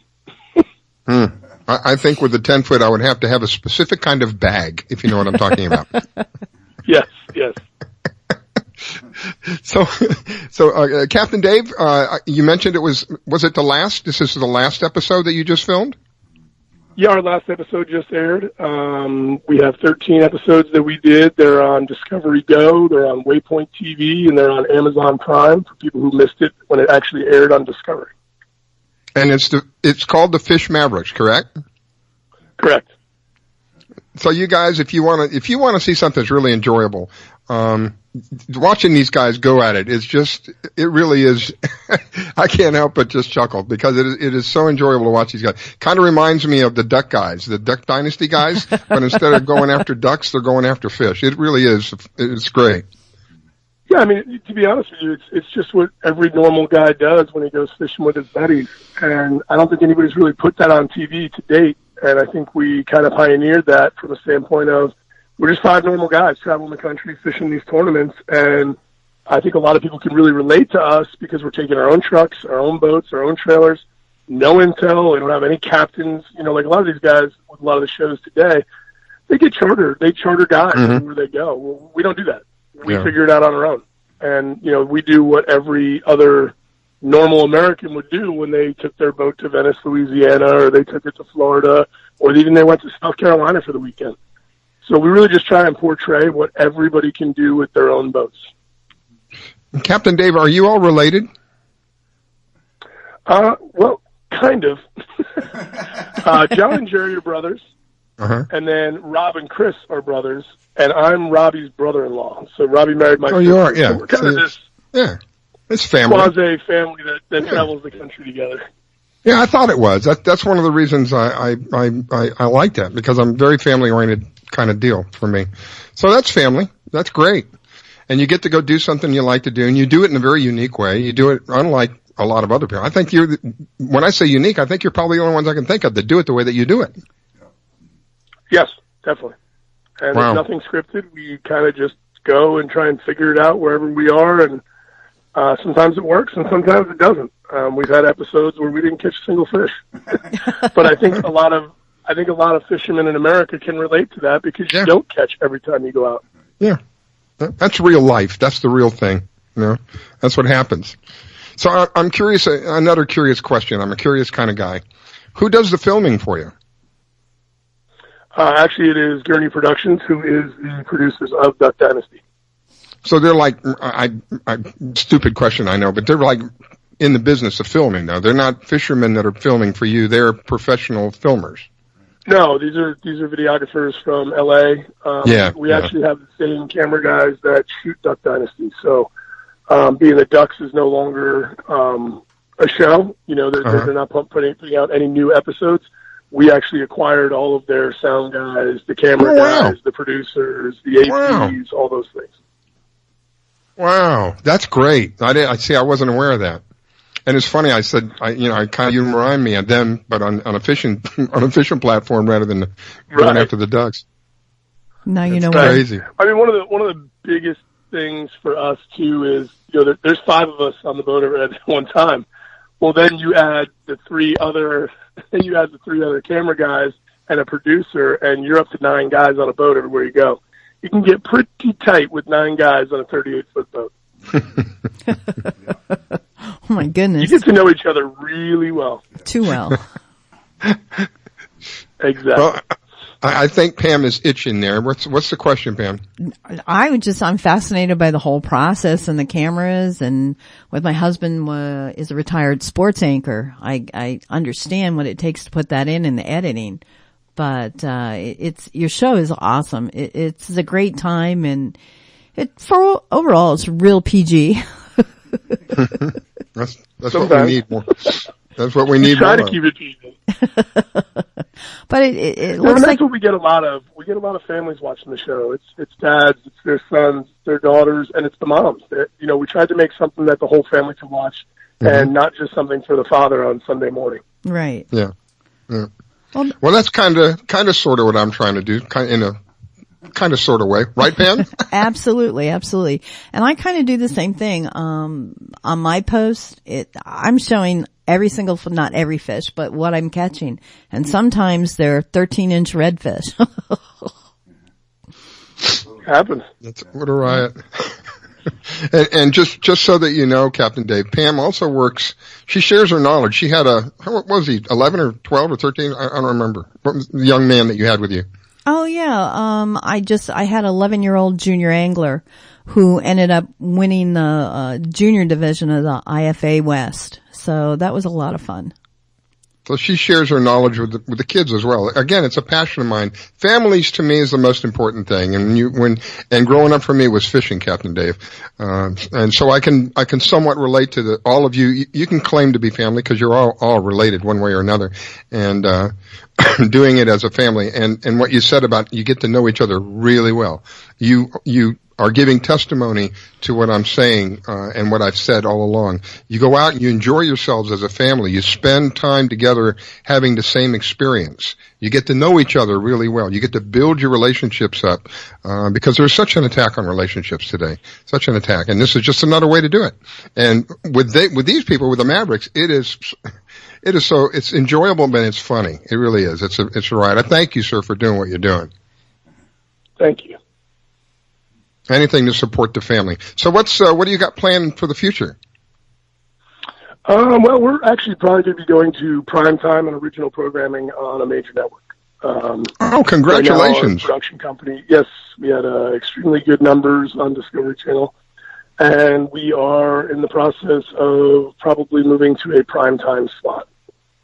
Well, congratulations, Captain Dave. I know that from watching some of the clips that I have seen, you are well deserving of it. No question about that. Thank you. Do you have an idea of airtime next year and a half? Yeah, we will air again in third quarter, so we air in the summertime just because for us in the Northeast it's hard because I need to film springtime and early summer because that's when the fish are due. In the winter a lot of our fish head south down to you guys, so we're going to try and do it for third quarter again. That's going to be fun. Can't wait for that. Well, again, my congrats. That's great news, Captain Dave. Congratulations, sir. I really, that really is, it's really, I can't think of somebody more deserving. There's 3 people in particular who are more deserving than to get that award. I want to thank you for calling in. I'm running out of time quickly. Any parting thoughts before we go? Anything you want to leave the listeners with?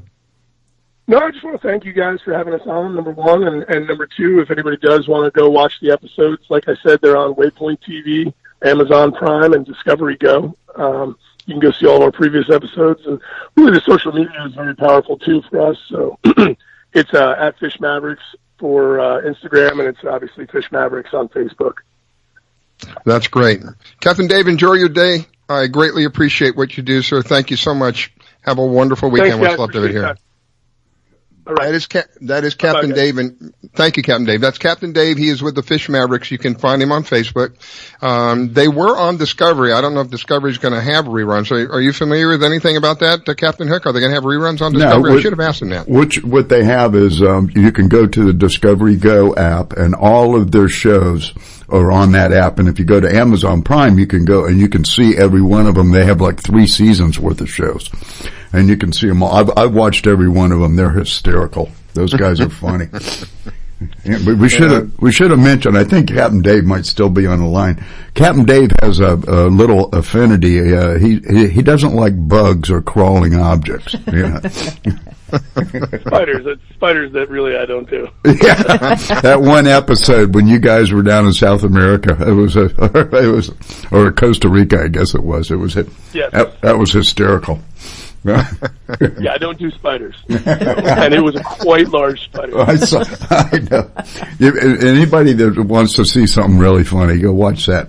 And then the other funny episode was when you guys were in the Everglades getting ready for a tournament and you were taking some time and you went out on the airboat. Well, that's when I was traveling down to Florida, and they were already there, and they were supposed to be pre-fishing, and their idea of pre-fishing was they went to the Everglades and got out an airboat. Yeah, that's usually what happens. I usually tell them what to do, and nobody listens. That's kind of how the whole thing works. That's what I love. I love Definitely looking forward to the next season, Captain Dave. Thank you, guys. Thank you. All right. I guess we're out of time, Captain Hook. Yeah, we got about 30 seconds left to say goodbye. Well, ladies and gentlemen, thank you again for taking the time to let us share with you the information. If you missed any of the show today, you can catch it at 3 p.m. or 4 a.m. If you missed both of those, you can find the archives, fishfloatershow.com, or on YouTube, Fish Florida Show. And we always appreciate any feedback. You can reach us on Facebook. And wish you a wonderful weekend, what's left of it. Thank you. The sun shines